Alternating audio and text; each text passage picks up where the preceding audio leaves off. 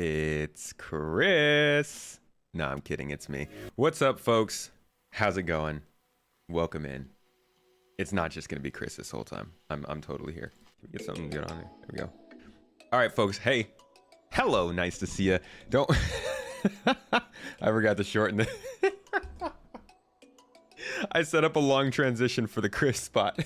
I forgot to shorten it before I transitioned back to myself. So we're just gonna sit here and slowly go from Chris's face to my own. Hey everybody, welcome to another week of nonsense.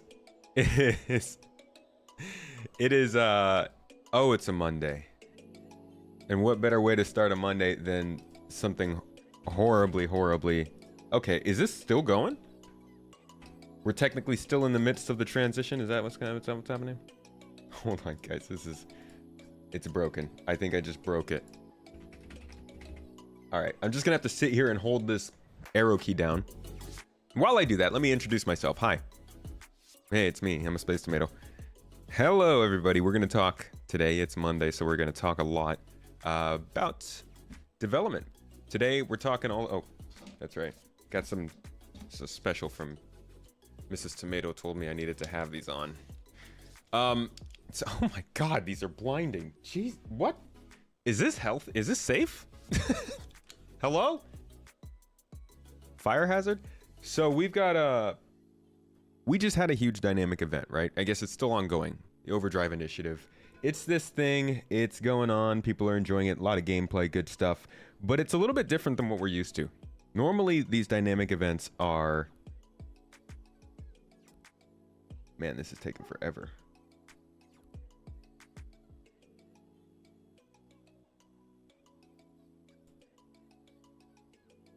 Okay, sorry about that. Normally these don't mind the glasses, by the way. Normally these dynamic events are something that kind of play out over the course of, I don't know, 20 minutes to an hour. Sometimes a little bit longer, sometimes a little bit shorter. But they're generally... meant to be. I think I finally got this transition back down to the right time. Let's see. Come on, there we are. Okay, cool. So they're generally meant to, I can't. They're meant to be things that are just kind of launched, run, end, run again, and run again, and so everybody can get in and try out this event. But this one that has run recently, Overdrive Initiative, is a series of different missions. Sorry, I'm really quiet. A series of different missions that have played out over the course of several weeks. And it is, I think it's their first time trying to launch a one-hit dynamic or global event that runs just one time. Everybody can try it if they make it on time. If not, they can't do it, and then it's over. And I think that's kind of the more proper form of global event. While I was thinking this, I was like, you know what? Why don't we as a community go back and actually look and see what is the proper global event? So... You know how deep dives work. We got tabs on tabs up here of all kinds of stuff. We've got Star Citizen Lives, we've got Tony Z with Quantum, we've got dynamic events of all kinds, and we're going to go through the history of how these events have come to be up until now with his smiling face. No, with Blockade Runner, which is being kind of purported as a different kind of event, and also the Overdrive Initiative, which we've just experienced. So, starting from all the way in the beginning, 2014, 10 freaking years ago, almost to the date, this is April 14th, 2014, we will be looking at how dynamic events have come along and what they're supposed to be. Like, they've talked a lot about these things over the years, and they've kind of had a few different ideas here and there. So, thanks for coming in, anybody who's here live. Welcome in, chat. Good to see your beautiful faces on a Monday. I can't actually see your face, unfortunately. Mainly just Chris's face. But it's great to see your names. Tussball, I see you. Toxnick, Cold Kimber. Hey, folks. Vassin doing the dance, I see you. Echo Zeppelin bringing in the baklava, and Reese with the toes gang. Yes, yes, my friends. Terrible Bishop. Reese and Bishop out here holding the mod gang down and doing a great job at it. Thank you guys so much for always being around to keep the cats in line. Welcome in AAK. Good to see you, dude. Always happy to have you as a part of Toes Gang. And Valis. Hello, my friend. Hope you're having a good day. Octavian. Hello, world. Brigadier Bo, Kalani, Crab Tea. Welcome, welcome, welcome, Pedro. Kenjiro and Jay, the caveman star mage, and playing catch-up gamer. We need to worship his Christmas. May your Christmas be Chris. The dog agrees. Been watching streams for a while. Love your content. MCG, thanks for coming. Thanks for watching the streams. I do really appreciate it. It actually means a lot that people come and check this stuff out. Today is going to be an interesting day, though, because we're going back in history, and things always get a little bit muddy when we do that. You all know how this goes. We will be doing a lot of interjecting, chatting, and just getting to the bottom of things when it comes to this stuff. There's going to be a lot of chat. We'll probably talk about plenty of other stuff. But I'm here for a lighthearted discussion, you know? Dynamic events, I think, are something that everybody expects, and everybody kind of has a little bit of a different idea of them. And,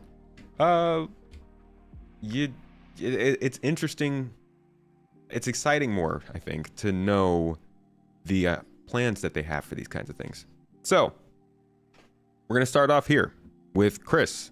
And the first mention I can find of dynamic events back during letter 10 from the chairman, which was like, I don't know, the best engine for scope creep you could ever create. Let's listen to what Chris had to say. Did that, my father did this, and I've done this, and that'll be really. This is not part of the answer we were interested in. Next question comes from Quazar, who asks, will there be large-scale dynamic events in the game, such as a full-scale war between the UE and the Vandal or Jean? It would be really cool to have such massively galaxy-spanning events. So we are definitely going to do large-scale dynamic events in the game. Some of them will involve military conflict or some smaller sort of, that could be perhaps a natural disaster on a planet or a system, and people have to bring aid in. And so we're planning to have a lot of these sort of player-driven events that the players can sort of be affected and participate in. So that's definitely part of the plan. Next question comes from... That's really how answers used to go, by the way, for this kind of show. Like, it was pretty blue sky kind of answers. But that was the first time I had found any talk of dynamic events or what they wanted them to be. Then we jump forward a few years. 7 years, actually. It took a while to get around to this. 7 years to 2021, as we are seeing the first dynamic events start to be introduced to the game. It's called XenoThreat. It's what the Overdrive Initiative was based on. And we have a long talk here between Jared and Tony Zirovic, who did a lot of the work behind getting the... Oh, I realize I don't have my notification sounds plugged in. Getting a lot of the dynamic event and economic and systemic tools kind of stuff going in Star Citizen that is driving a lot of the content we experience now, but we also kind of expected more since then. This is going to be a long talk. We're going to go through probably the first 30 minutes of it or so and stop and talk about a few things here and there, but I'm going to let you guys listen to the introduction here and, just kind of hear about it. Is this the Tony guy we never heard from again? No, this is the first time. Well, not the first time we saw him. We saw him for quite a long time before this. But he's in this video. He's in this video here. He is in this video here. And there's another one here that I don't have up that he was in. He's in quite a few stuff, but we haven't heard from him, I think, since this. Which, no. Is it this? Or is it this? When was this? This is in May. Man, 21. Yeah, so we haven't... No, it's been a little while. Tomato glasses merch. The glasses come season 2. We're still working on our toes socks. Anybody who wants to keep their toes warm. I know it's warming up, but you never know when your toes might be in need. And we've got the socks for you. They're pretty good, actually. They got a nice feel, good arch support, and they got tomatoes all over them. Who doesn't like that? First event was Jumptown 1.0. Well, I mean, in that case, you could say the first event was our PTV races in the R-Corp. The first official event was XenoThreat. Hello, Luna Maria. Good to see you. Just getting the tea together. The tea with the deep dives. You were 43 years old when you first found out about Star Citizen. You're 55 now. You think your account will become a family heirloom before Star Citizen Alpha. Alpha? You mean like Star Citizen 1.0? Been like 3+ years. It's been a little while. Is there no link to the toes? That's just sad. That's unfortunate and sad. Gotta have the toes. Gotta have the socks. No more dynamic box missions. Still hurts. All right, let's get into this. Where the dynamic events started. And I think the most interesting thing we're going to see in this whole process is as we get towards the end of all of this, really the last bit of this, you're going to notice that they start to call them global events instead of dynamic events. And I think a lot of that has to do with what they're going to talk about here, the idea of how they're triggered and what is truly dynamic versus what is just a CIG triggered event that plays for the whole, global population. So, let's get into that. Hi, everybody. Welcome to Star Citizen Live Dynamic Events with Tony Zurovec. I'm your host, This Jared is so Huckabee. quiet. And if you've never seen Star Citizen Live before, it's where we take about an hour out of the end of our week and check in with developers, see what they're doing, talk about the things that they're working on. Sometimes we watch them make something live. Today, we have a gentleman who's probably no stranger to most Star Citizens, but we're going to take the time to introduce him anyway. Meet Tony Zurovec. Tony, how you doing, man?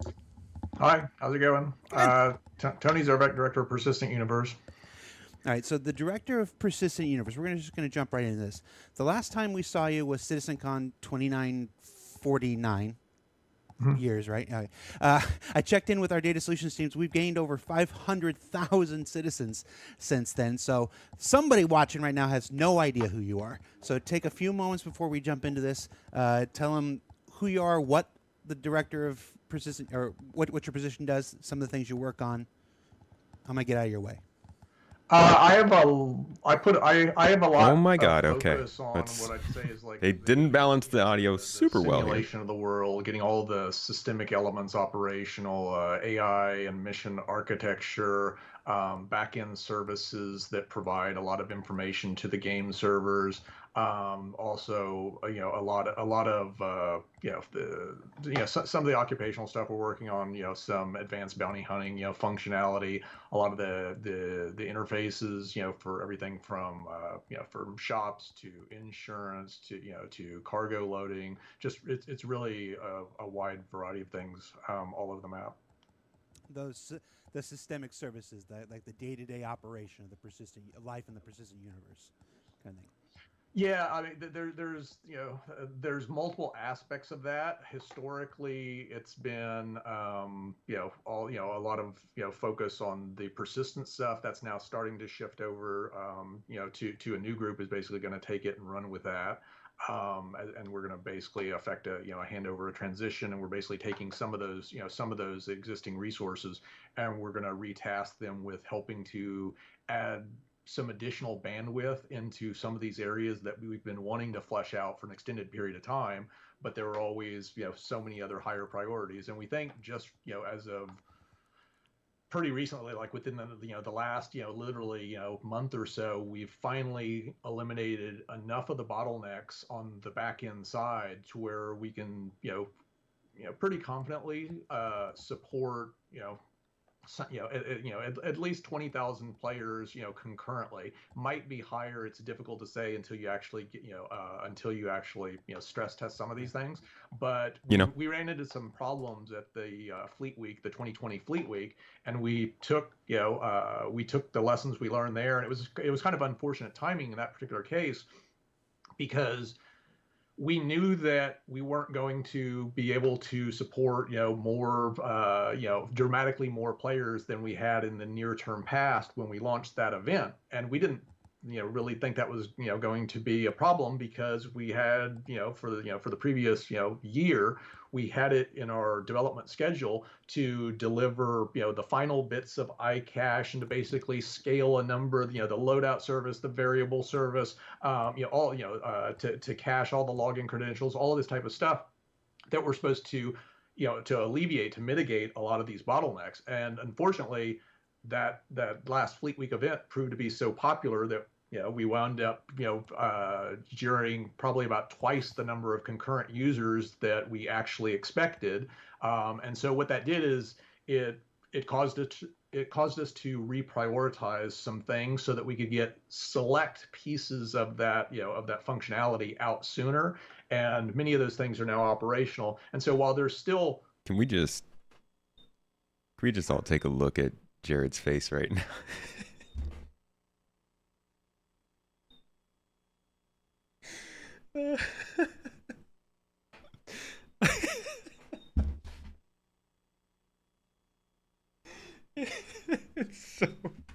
it's so prioritize some things so that we could get select pieces of that functionality out sooner.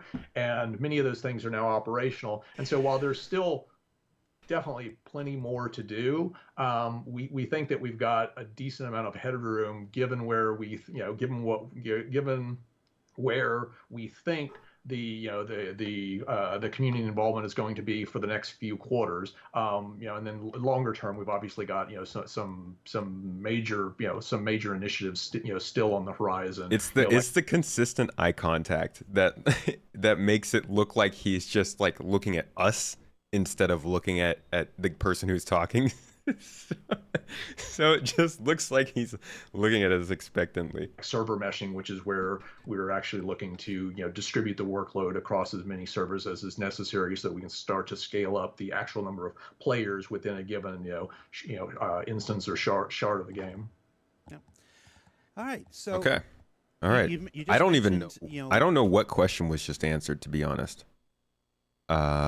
Was that what is dynamic event? No, that was his introduction. All right, let's get into things now. Here we go. What players are going to be and stuff for the next couple quarters. That brings us to the topic of this particular show, which is dynamic events. Now, dynamic events is a phrase that our community has heard several times, whispers here and there over the last year, almost 2 years, going back to 2019, back when we referred to it as timed events in some of the monthly reports stuff. Let's just start things off with a primer here. What is a dynamic event? So you have to give a little bit of explanation first. Like, the long-term objective for Star Citizen has always been a dynamic, evolving universe. Most of our existing content to date, though, has been inherently static. So missions are offered at a given price at a particular location because a designer dictated it, not because something within the... Man, I said this was going to be a lighthearted deep dive, folks. I said this is going to be an easy one. But I'm starting to realize this is going to get... we're going to get a little salty during this, because he's saying things that are still true. And this was around the time, this is what, January of 2021. This was like, oh my God. Yeah, I don't remember what their outlook was on 4.0 at this point, but if it's January, then the outlook was probably sometime this year. And I don't think we knew about persistent. I don't think we knew about the entity graph at this point. Let me double check that. That was... Got to do a little research here. Letter from the chairman. 2021. Did we have one in 2021? No, only in 22. Yeah. I think this is where we were told about PES, right?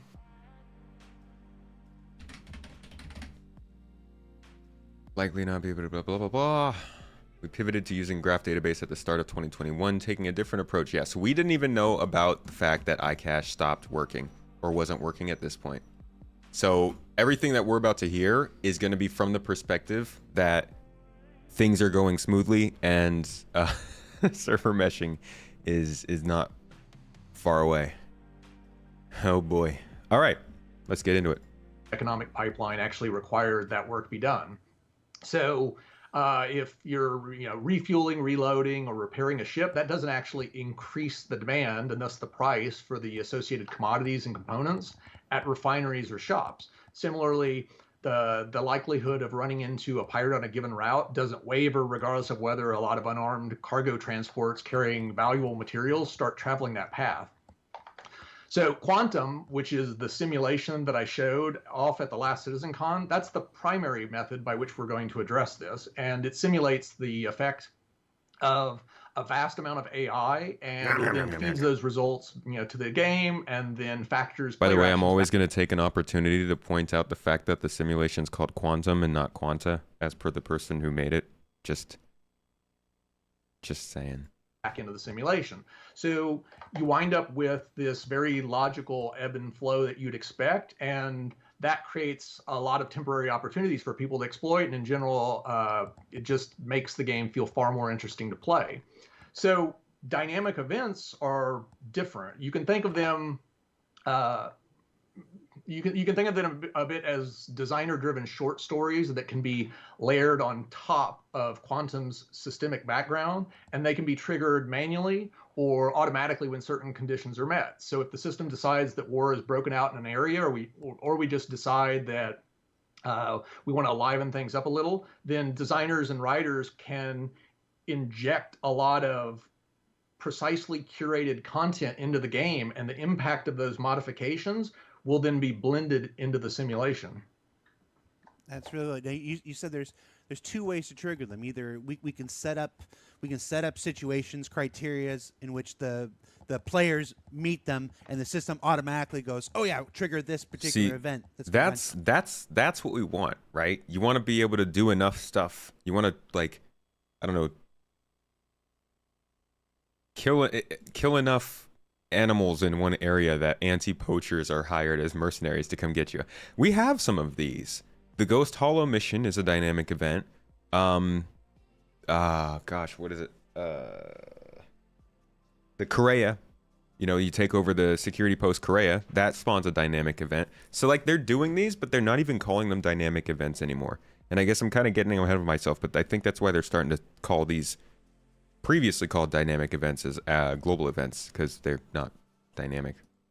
Or we can trigger them manually. Just describe to me the difference there. Why would we use one over the other for a particular situation? Well, it's actually similar to a lot of what we've done with the normal development cycle, which is, on the one hand, we're putting out a live product, and so we have to build, we have to have something that the community can play right now. But at the same time, we're planning for the future. And so if you think about shops as an example, if all that a shop was going to do was basically offer a certain number of items for sale or a particular price, then the effort that we've expended to get us to here, was dramatically over-engineered. And it's been that way for the last 2.5 years, and it's only now that you're starting to bring in Quantum and have Quantum start to dictate some of this information, these services, which then cache this information. It's just not fun to hear that 3 years later that we're bringing in Quantum and we're still like, where's Quantum? Responsible for basically receiving callbacks from the individual shops and then feeding, on occasion, some of those transactional events back to the mission instances that are running on some of these servers, that you start to see why we made some of the choices we did back then. And in other words, it's kind of like, before you can get around to building the skyscraper, you have to lay the foundation. And so we've said this so many times in the past, and we're starting to get to the point now to where we're starting to exploit, some of these underlying pieces. I mean, Quantum's another perfect example in that regard, in that we have these so-called probability volumes that dictate what sort of stuff you can encounter in a given, area of space. And then we have shops, and we have, service beacons, and we have all of these, different systems. But right now, designers go in, even missions. What missions are available where and for. Skippy, good to see you. YouTube chat, y'all alive? Welcome in, dude. Who this? I don't know. Hey, is Cotton Candy Man in the chat? Do we got the Cotton Candy Milk mod in here too? I think I missed him earlier. I thought I saw a little echo there. For what amount of money and what level of risk you're going to incur when you actually accept them. That's all fixed right now. The designers are able to set up these data structures, but what we haven't previously been able to do is provide the real-time dynamic inputs that would allow us to make these things, ebb and flow. In other words, if there's currently a lot of pirates in an area, then having something delivered to that area should logically cost more. There's a greater risk, to you and your ship, and and all that type of stuff. But designers haven't had the tools to be able to automatically feed that type of real-time information into these mission archetypes that they're setting up. And we're just now getting across a wide range of areas into doing some of that. And so there is an update that I'll be giving within roughly the next few months that will basically explain what we've been working on insofar as not just quantum, but also some related, back-end technologies to help generate this, this algorithmic, this systemically derived, information, and then feed it into the game. And in a few cases, we've actually, we'll actually be able to demonstrate, real, actual working examples as opposed to, just being theory. I always hate to do too many, repeated theory talks, and so one of the things we debated doing this presentation a little bit earlier, but it still would have been in the vein of, it's coming. And so I intentionally wanted to hold it back a few extra months so that we could demonstrate some of this stuff live and actually show some of these pieces of tech and functionality coming to fruition. Yeah. I do want to add on top of that, just for the community, this update that Tony is talking about that will come. We're not going to say when. Let's be real. We don't have a great history of saying, "Hey, we're going to have this video out then." But it's we're here. Working on it. We'll look at it in a second. And from what I've already seen, it's pretty awesome. Tyler's in my chat right now, like, tell people it's awesome. It is awesome. It's kind of like a What's up, Grenar? Where there are certain things you want to demonstrate, and there's always a little bit of uncertainty, with respect to development schedules. And so it's difficult to say precisely, but we are already deep into testing multiple facets of what we're aiming to deliver. So it's coming. See, but are you? In our long history of saying, "Hey, we're going to have a special video out at this point talking about this thing," our track record's not so good here. So just hang tight. All right. So right now on the PTU, there's a dynamic event, our first dynamic event called XenoThreat that's currently being tested now. Without spoiling the event, we obviously don't want to break it down and be like, "Hey, phase 1 is this." We don't want to go into that much detail on it. But tell us what XenoThreat is, what we're hoping to accomplish.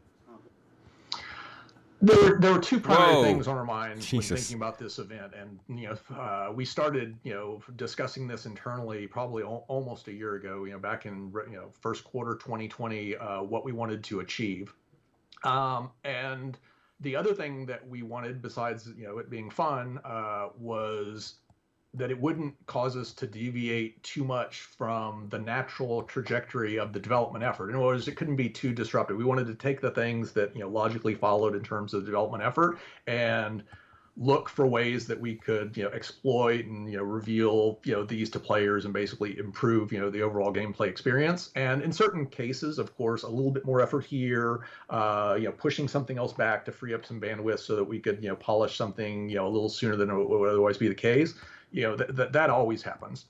And so one of the primary things that we wanted to do was get all of the mission and backend infrastructure operational. And this is, it's, for example, there's backend tools now, and I'll cover this, in the upcoming presentation, to activate and monitor and deactivate missions. And that's, again, if you look at XenoThreat, the amount of work that's gone into allowing this event to basically be to be activated is far larger than what you're able to see right now. What I mean by that is it exposes an entirely different way for designers to start to set these things up. They're able to, for example, within the when they're crafting the mission archetype logic, they can now declare these static instanced variables that are managed by the back end. And they also have the concept of phases, which are conditionals that can be associated with these variables that are managed by the back end. And the significance of this is that we can just say when a new phase starts. Coordinate mission logic across all the different servers, and that's how XenoThreat fundamentally works, which is we have 4 phases in this mission. There's the introductory phase where we're kind of like, giving, we're hinting that, something's to come. We're doing some foreshadowing. There's the actual, javelin restocking, phase. Then there is, the climactic battle scene, and then there's the conclusion. And all of these, are really, they're representative. And what this event allowed us to do. Okay, wait. This is what Tony does.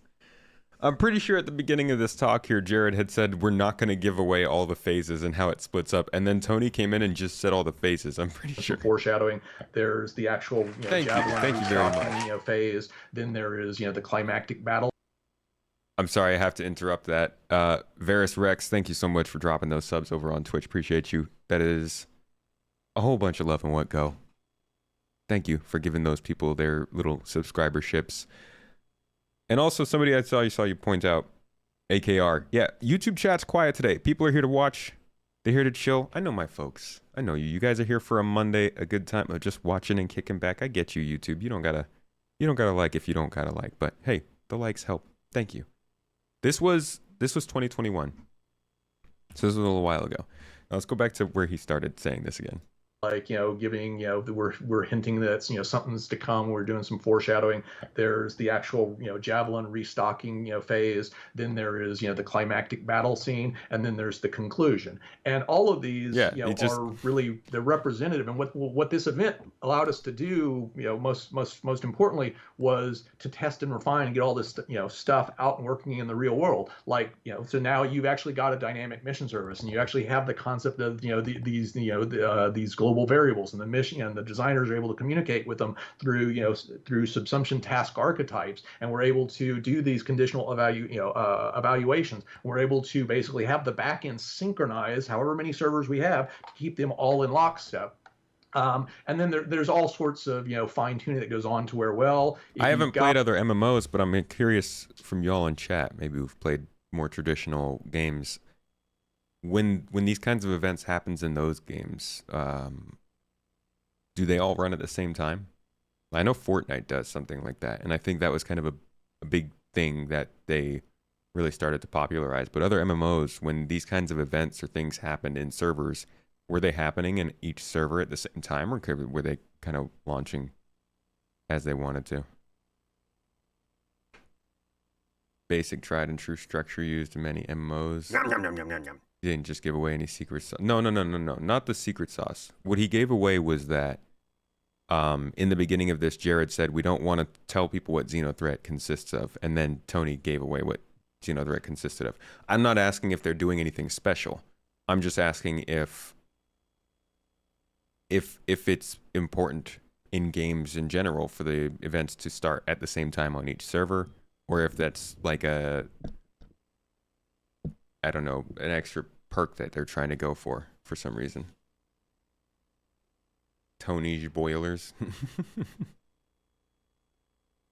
How much longer did he be kept in cryo freeze before he loses limbs to frostbite?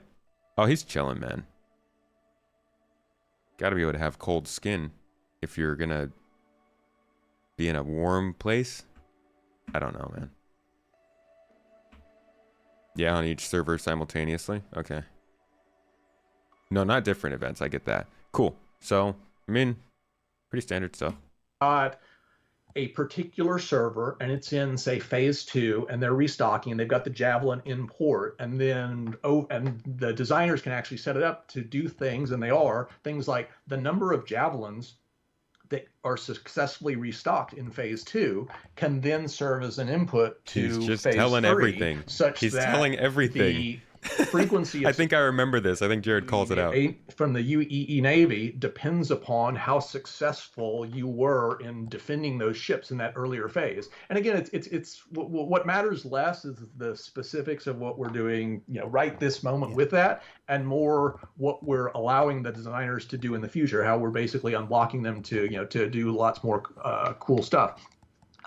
Another big focus for this particular event, a major one, was from the beginning we knew that we wanted to put a lot of emphasis, for the first time on the capital ship battles. So there were a litany of changes that we needed to make in order to enable this. And at the very top of the list was how the AI responded to the threat of torpedoes.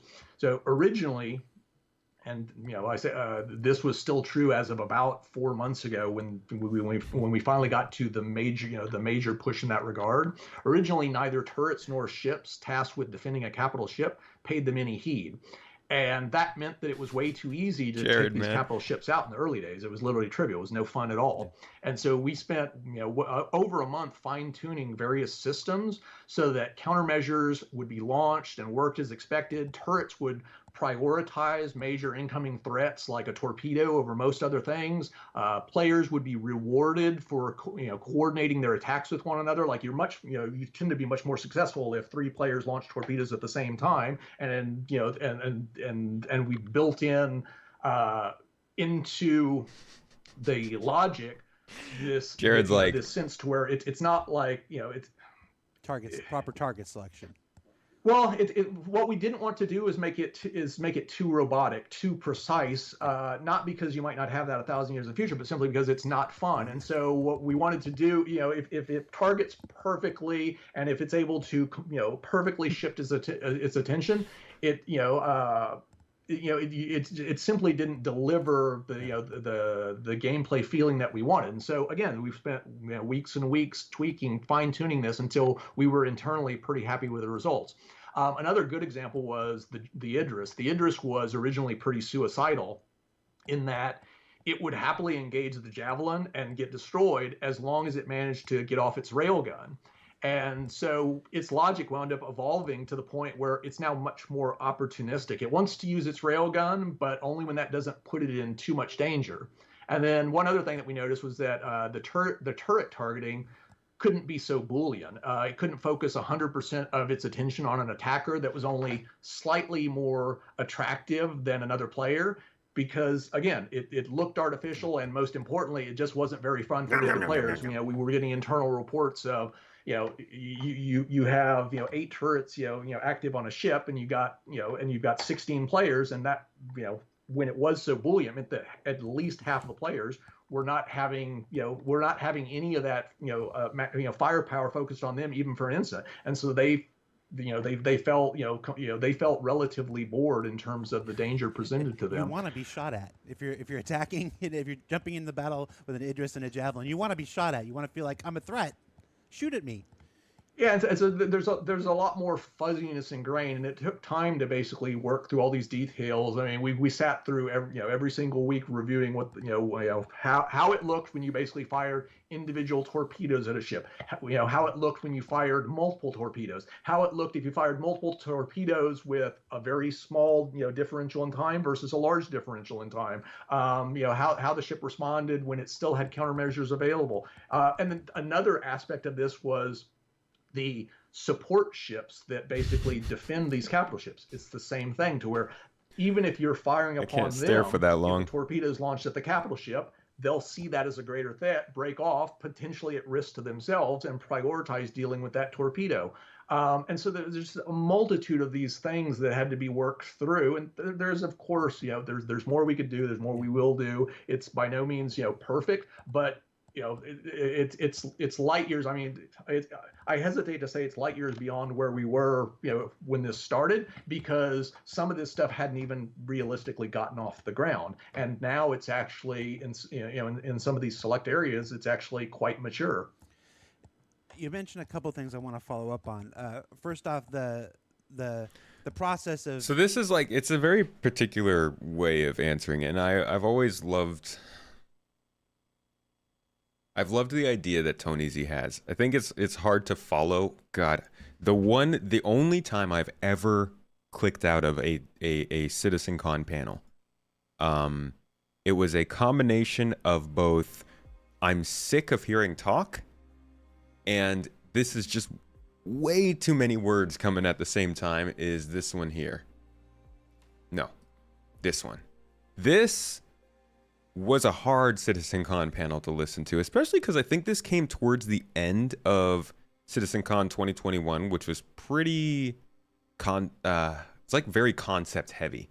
We got a lot of things that were coming in the fairly distant future, and then we got this just massive freaking hour and a half long panel of these dudes almost entirely just sitting at a table talking theory. Like you can see from the title, it's Systemic Gameplay, Stream of Thought. That's very, very particular.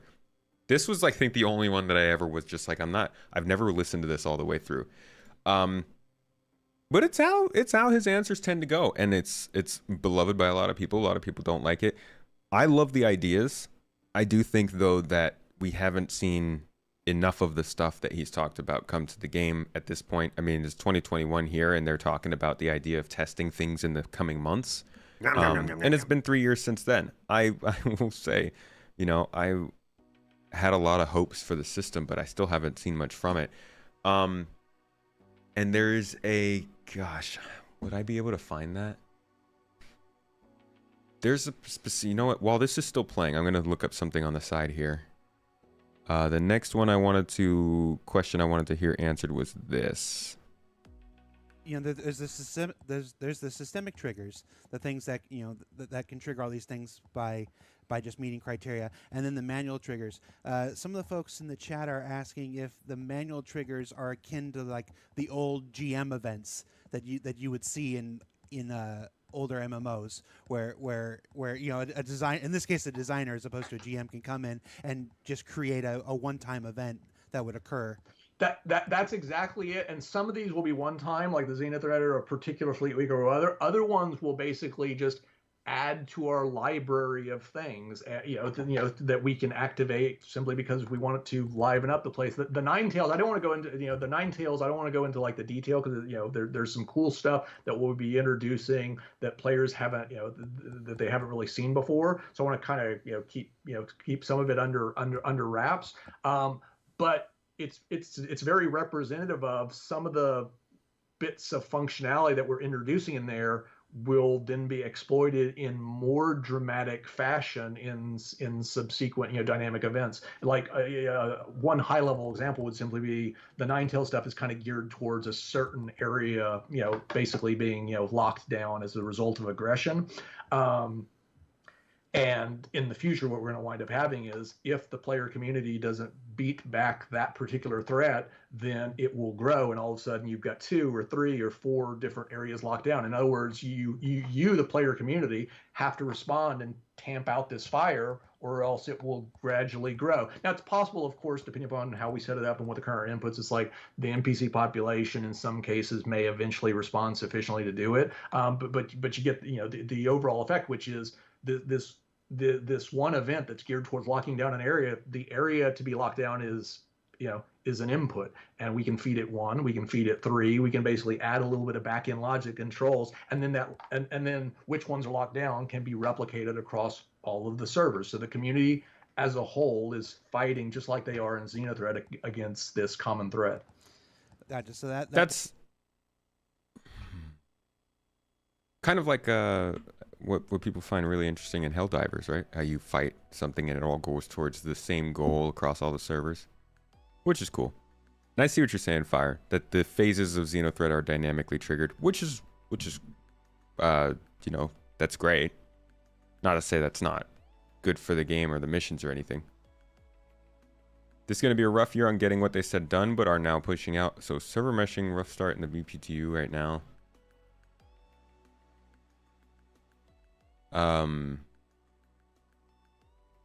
I think they're doing okay on getting out what they said at the beginning of the year.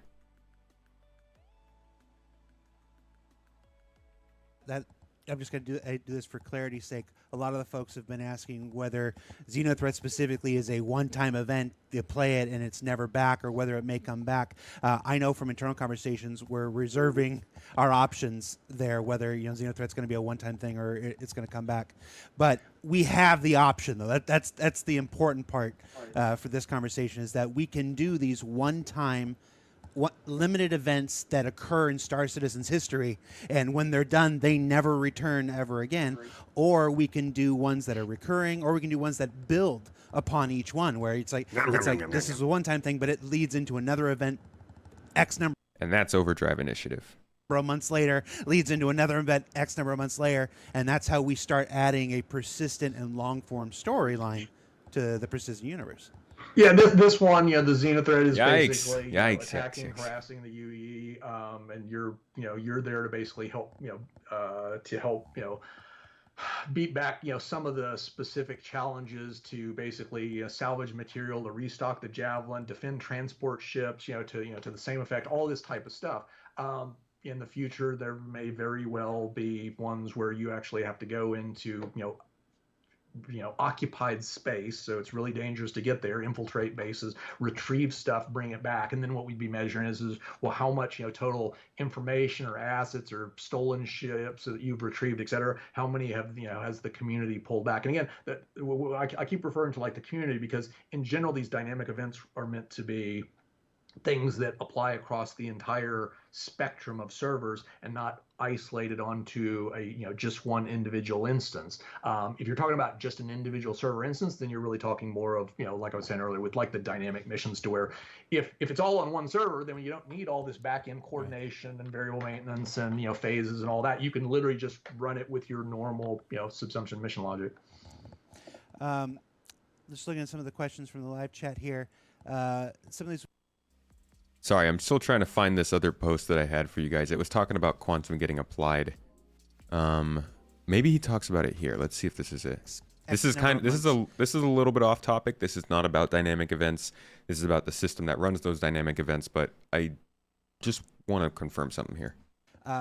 Without spoiling that, can you give us a bit of an update on how things have been progressing? Whether you're happy with where we're at right now?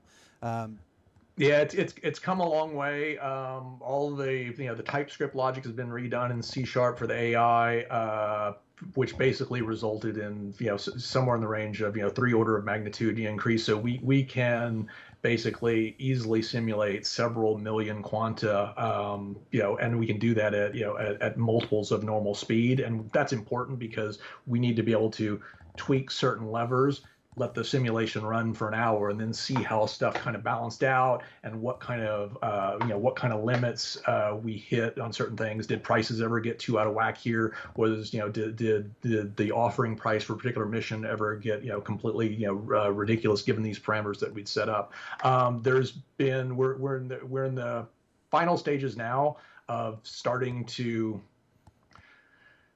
connect quantum to some of the back-end services so that they're actually feeding data from the simulation to the services. The services have long been feeding that information then to the actual game servers, and then basically receiving it back. Like one of the most recent examples here is and it's kind of related to the dynamic event shop modifier stuff, which is the potential to add items, add new items to a particular shop. So right now that inventory has always historically been fixed. And so now with the modifier, since we can add something, it's the same thing you'll see in Quantum, which is shops may occasionally change some of their inventory items. And so it turns out that there's a little bit of work we need to do on the game server in order to support that.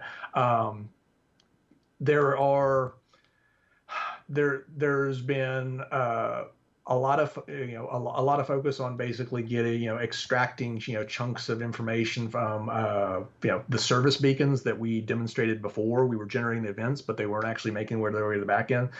So that information will be filtering up. In other words, where you see calls for assistance, calls for combat assistance for you to come, will in the not too distant future be dictated via that quantum simulation. The price of fuel will be dictated by how much of a load there is in that particular area. And all of these things take time because the previous iteration we showed of quantum, as you got all these quanta going around, they didn't have at that time any concept of fuel or efficiency in terms of what ship they were flying and how much fuel it consumed. They basically got transport for free, and so a lot of those kind of things are being wrapped up. We spent relatively recently a good bit of time getting Quantum, the service, to actually ship, to basically be built. Quantum, not Quanta. The game. So we're not currently exploiting it, but it's there right alongside a litany of all these other services. So that piece, which was a significant effort, is now in and done. And basically, what that means is we've got the basic elements of plumbing to get all this information going back and forth. And what we're focused on right now is actually is realizing some of that stuff. Star Citizen, we've got the plumbing. Okay, I found what I was looking for. Took long enough. Here is a video about 317 talking about some of these background systems that we're talking about and the plans they had for them at that time going into Star Citizen. Of Quantum, we'll leave it there. 317 Quantum. Yeah, so I talked to Tony about it today. So they're still planning on Quantum in 317 to dictate the price of 3 commodities: repair, materials, quantum fuel, and hydrogen fuel, and where service beacons occur, and the price, and then 3 probability volume tags: piracy, security, and freighters, at about a dozen locations. So that's the way that the first iteration of Quantum will be put in, and then from there, again, every quarter we'll build on it and adjust it and then go from there. So I'm sorry, did I mishear you? You're saying that Quantum will be dictating the prices of those things in 317? It's that, yes. So, but it'll be dictating the price for 3 commodities, not all the commodities. Just I don't think this happened. But I think that's news in and of itself. But this was a huge announcement at the time. The idea that Quantum was getting implemented and then that it would be iterated on every update after this. Quantum will be put in, and then from there, again, every quarter we'll build on it and adjust it and then go from there. And that did not happen. I think the only thing that Quantum currently does is some of the mission beacon spawns, which, I will say are pretty nice. You can get good money from doing those combat missions in the beacon spawns. But as you can see, this is the most replayed part of this episode. This was a hugely important thing for them to admit, and it kind of just didn't happen. So it's part of why, you'll see people talk about this system, and this system heavily ties into dynamic events, which is why this is something I'm talking about. We'll see this here now as I go into that update they said was coming a few months later in this video. That's this update. It goes over a ton of stuff, and it's actually pretty interesting. But we're specifically looking at dynamic events today, so we'll look at it here. Through the probability volume service that is responsible for interdiction. We've definitely heard about Quantum since then, but we haven't quite seen it. His jump is interrupted, and he transitions from executing virtual AI on the back end to a full-blown subsumption-driven AI executing logic on a server, so that the two of them can battle it out. Tell us about dynamic events, Tony, my boy. Change up their tactics a bit and wait to see if Dragon soon returns to Port Olisar, where they could try to sneak up on him on foot.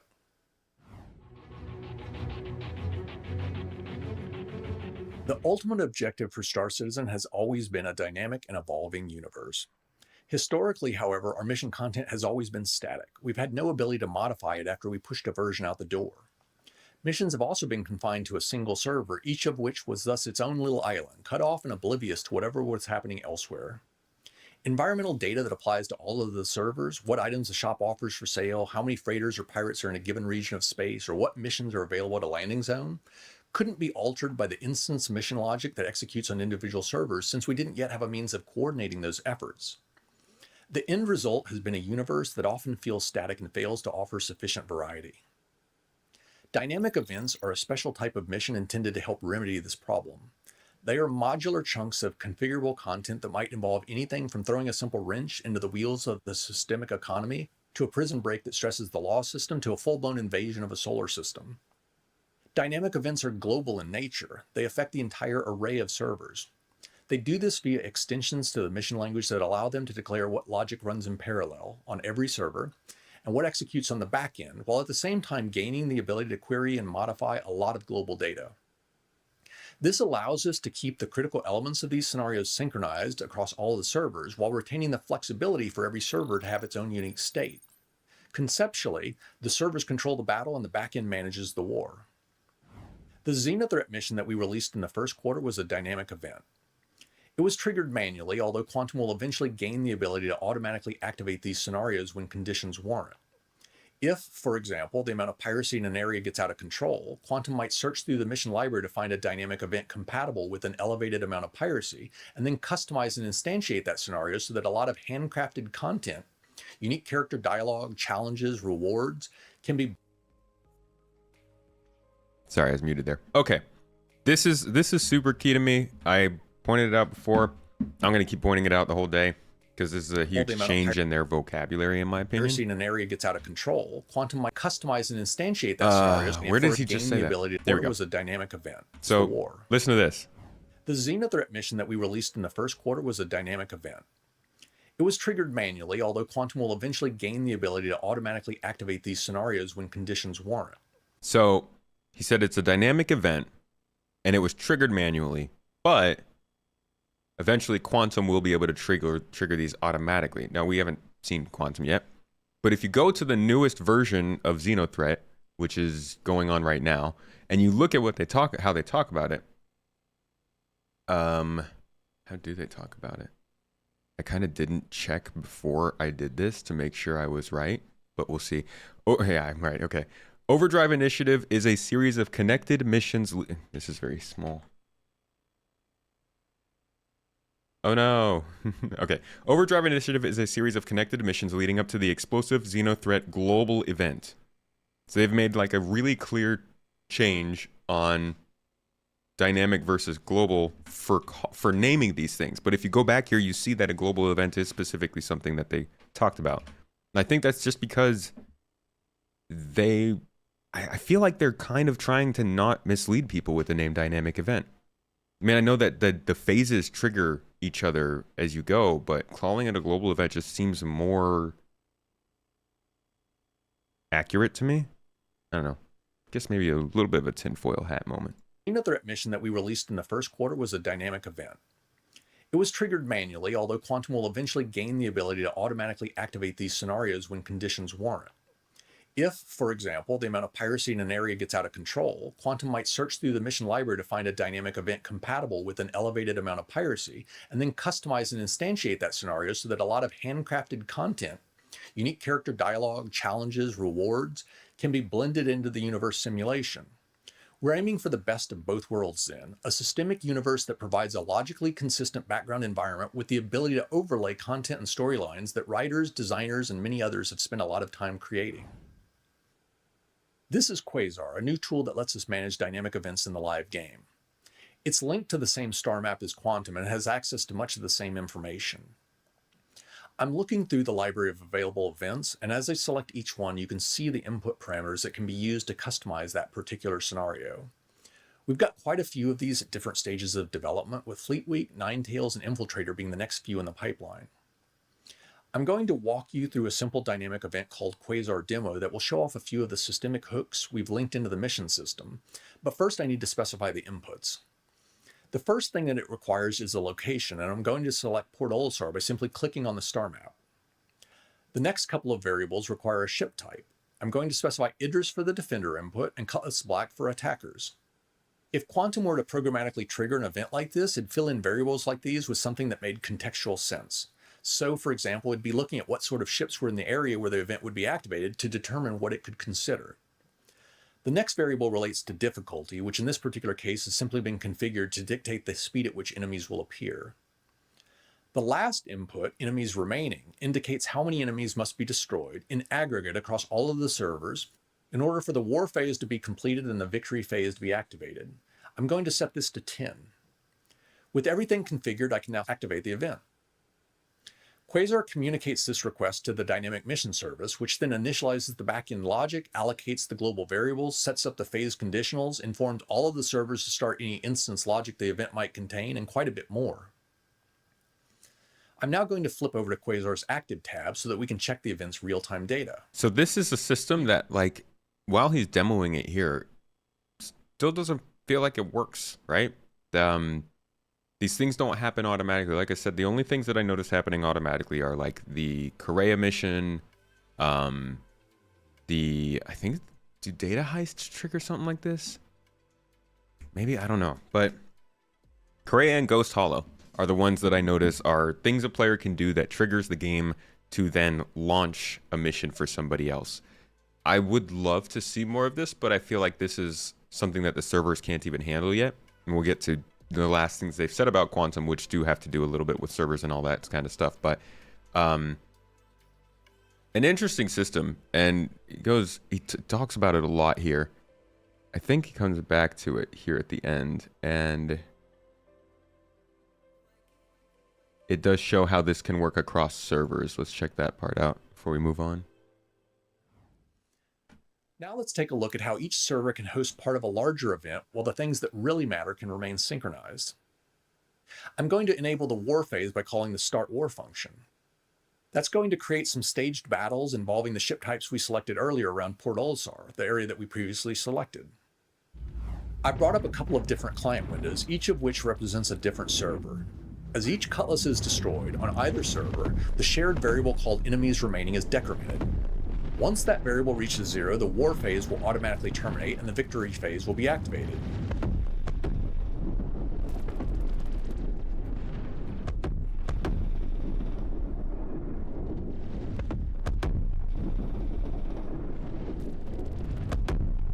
That's it. The counter just hit 0 and you can see the change in the active phases over in Quazar. That last phase, victory, kicked off some you're confusing me in chat, Mastodon. You're saying that the Overdrive initiative is called a global event because it's for a sale, rather than because it's just a global event? My point is that... Hold on. Okay, this is rather dumb.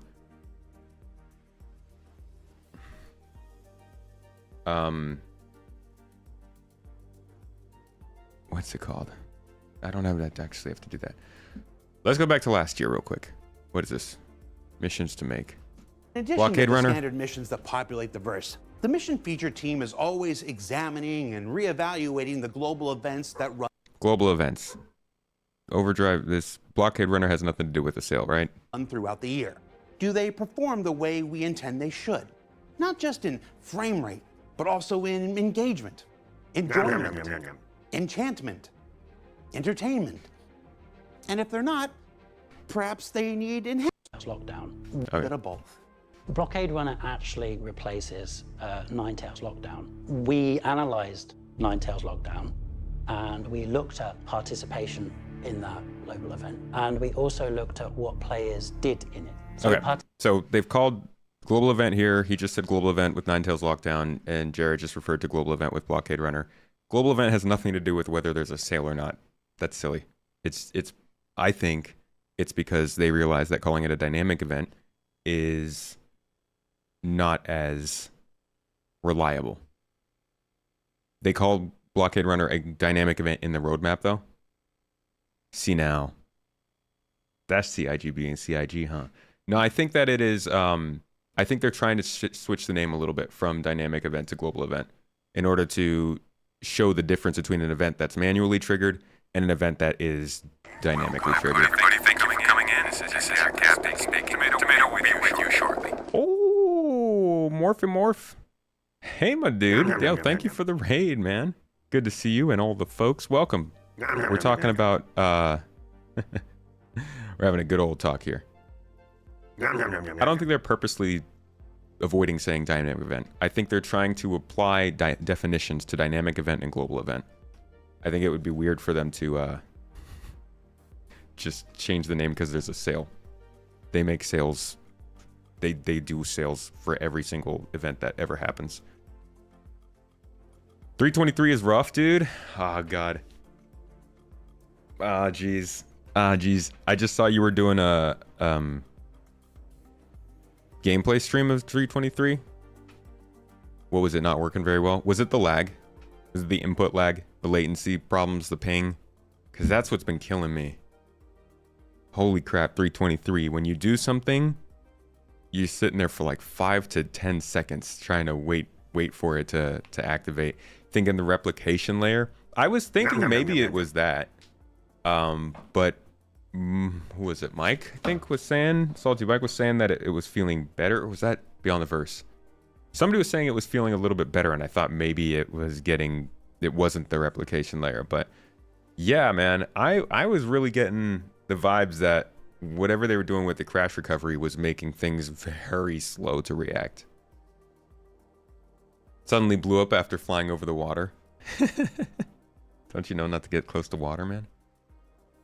Think they might push the replication layer back to 323x? I think so too. I actually have that in a video I'm working on right now. I'm thinking we're about to see the third delay to the replication layer set. Gonna hop over to Tomato Stream. You both are my favorite SD content creators. You also hop back and forth between you two. Hey, Morph just rated us on Twitch. Welcome on YouTube. Good to see you. Think the only difference is the dynamic event may be global or not. For example, money from nothing may be activated on one server and not activated on another. So you're thinking global event means it's playing on all servers at the same time. And that's why they're calling these... Okay, no, I like that. The idea that a dynamic event, it would make sense because dynamically spawnable events might not occur in all servers when they're spawned, but would they? See, there's an interesting question. If a dynamic event is spawned, is it supposed to be spawned across all shards, or can one shard reach the necessary level of... No, it'd have to be all shards. Because the whole economy is connected, right?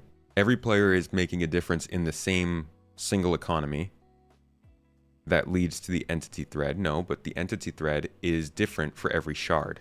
So then the same dynamic event would not have to run across all shards at the same time.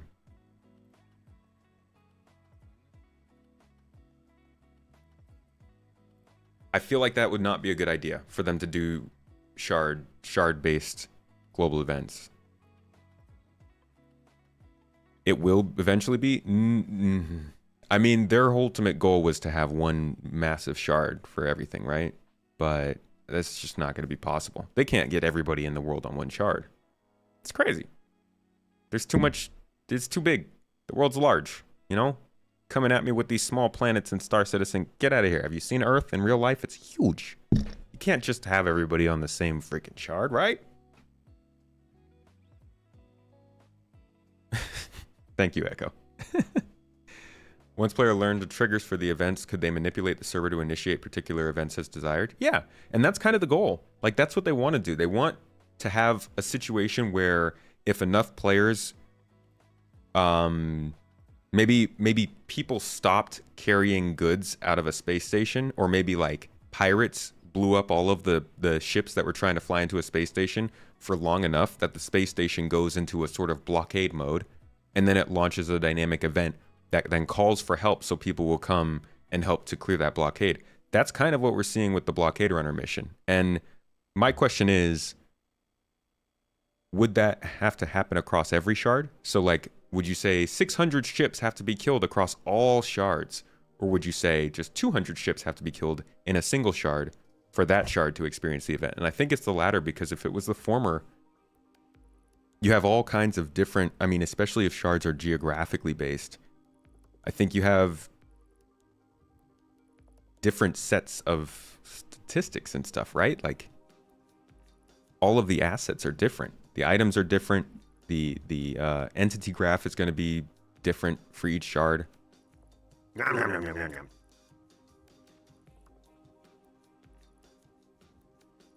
Need our tech to be able to go faster than light to make that happen without lag, yeah. XenoThreat missions were designed to be dynamic and work with Quantum. They used it as a global event triggered manually for the sale. Just because they called it a global event on the...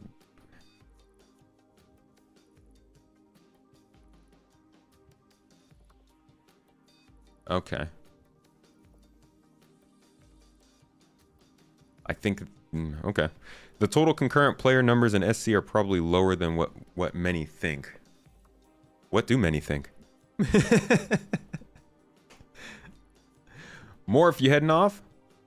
Dude, I didn't know you were here. Thank you for sticking around, man. And thank you for the raid. I hope you had a good stream. It sounds like it was iffy. But I'd love to talk more about how you're feeling about 323 because it sounds like it's been treating you rough. I'll catch you later, though, dude. Have a good sleep.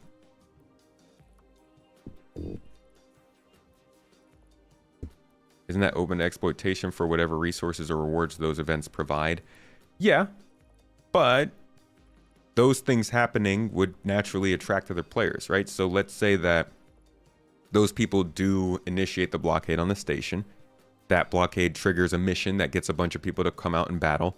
Those people all battle it out, and maybe the people who originally triggered the mission got what they wanted. They wanted to kill a bunch of folks, but then they got a higher bounty on their head. That creates more content for bounty hunters. It also ups the payment for security missions in that area, which then attracts more people into the area to take those security missions, and things naturally will, well, maybe not naturally, but will kind of balance out. They actually talk more about that here when discussing probability volumes. It's like the AI version of what we're talking about.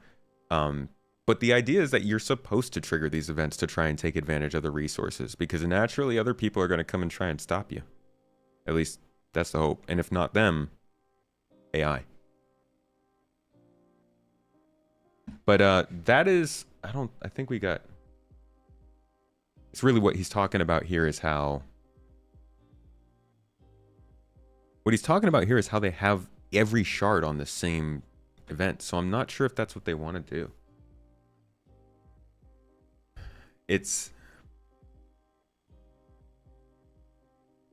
yeah, I don't know, it's a weird one. But yeah, maybe global events are specifically called global events because they are running on all shards at the same time, very much as a planned thing, which again, you know, it's not dynamic, it's planned, versus a dynamic event, which would then launch based on parameters like he's talking about here. Anyways, let's get back to what he's saying here and see how it works across different shards. Through the dangerous areas. Once the risk abates, once players in Quanta have dispatched enough of the pirates so that travel within this area returns to normal, you'll be able to much more easily deliver medical supplies to Port Olisar, but of course that increase in supply will quickly shrink the price differential. Now let's take a look at how each server can host part of a larger event while the things that really matter can remain synchronized. I'm going to enable the war phase by calling the start war function. That's going to create some staged battles involving the ship types we selected earlier around Port Olisar, the area that we previously selected. I brought up a couple of different client windows, each of which represents a different server. As each cutlass is destroyed on either server, the shared variable called enemies remaining is decremented. Once that variable reaches 0, the war phase will automatically terminate and the victory phase will be activated.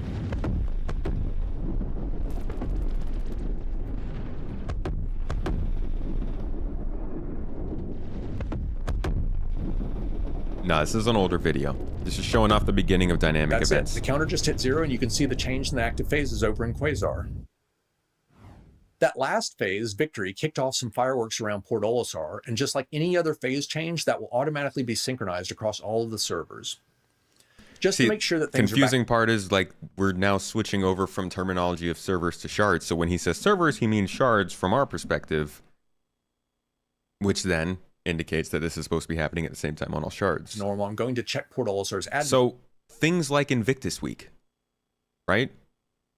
Like events that are supposed to take place on, oh, okay, duh. Events that are supposed to take part across the whole globe at the same time. That's what a global event is.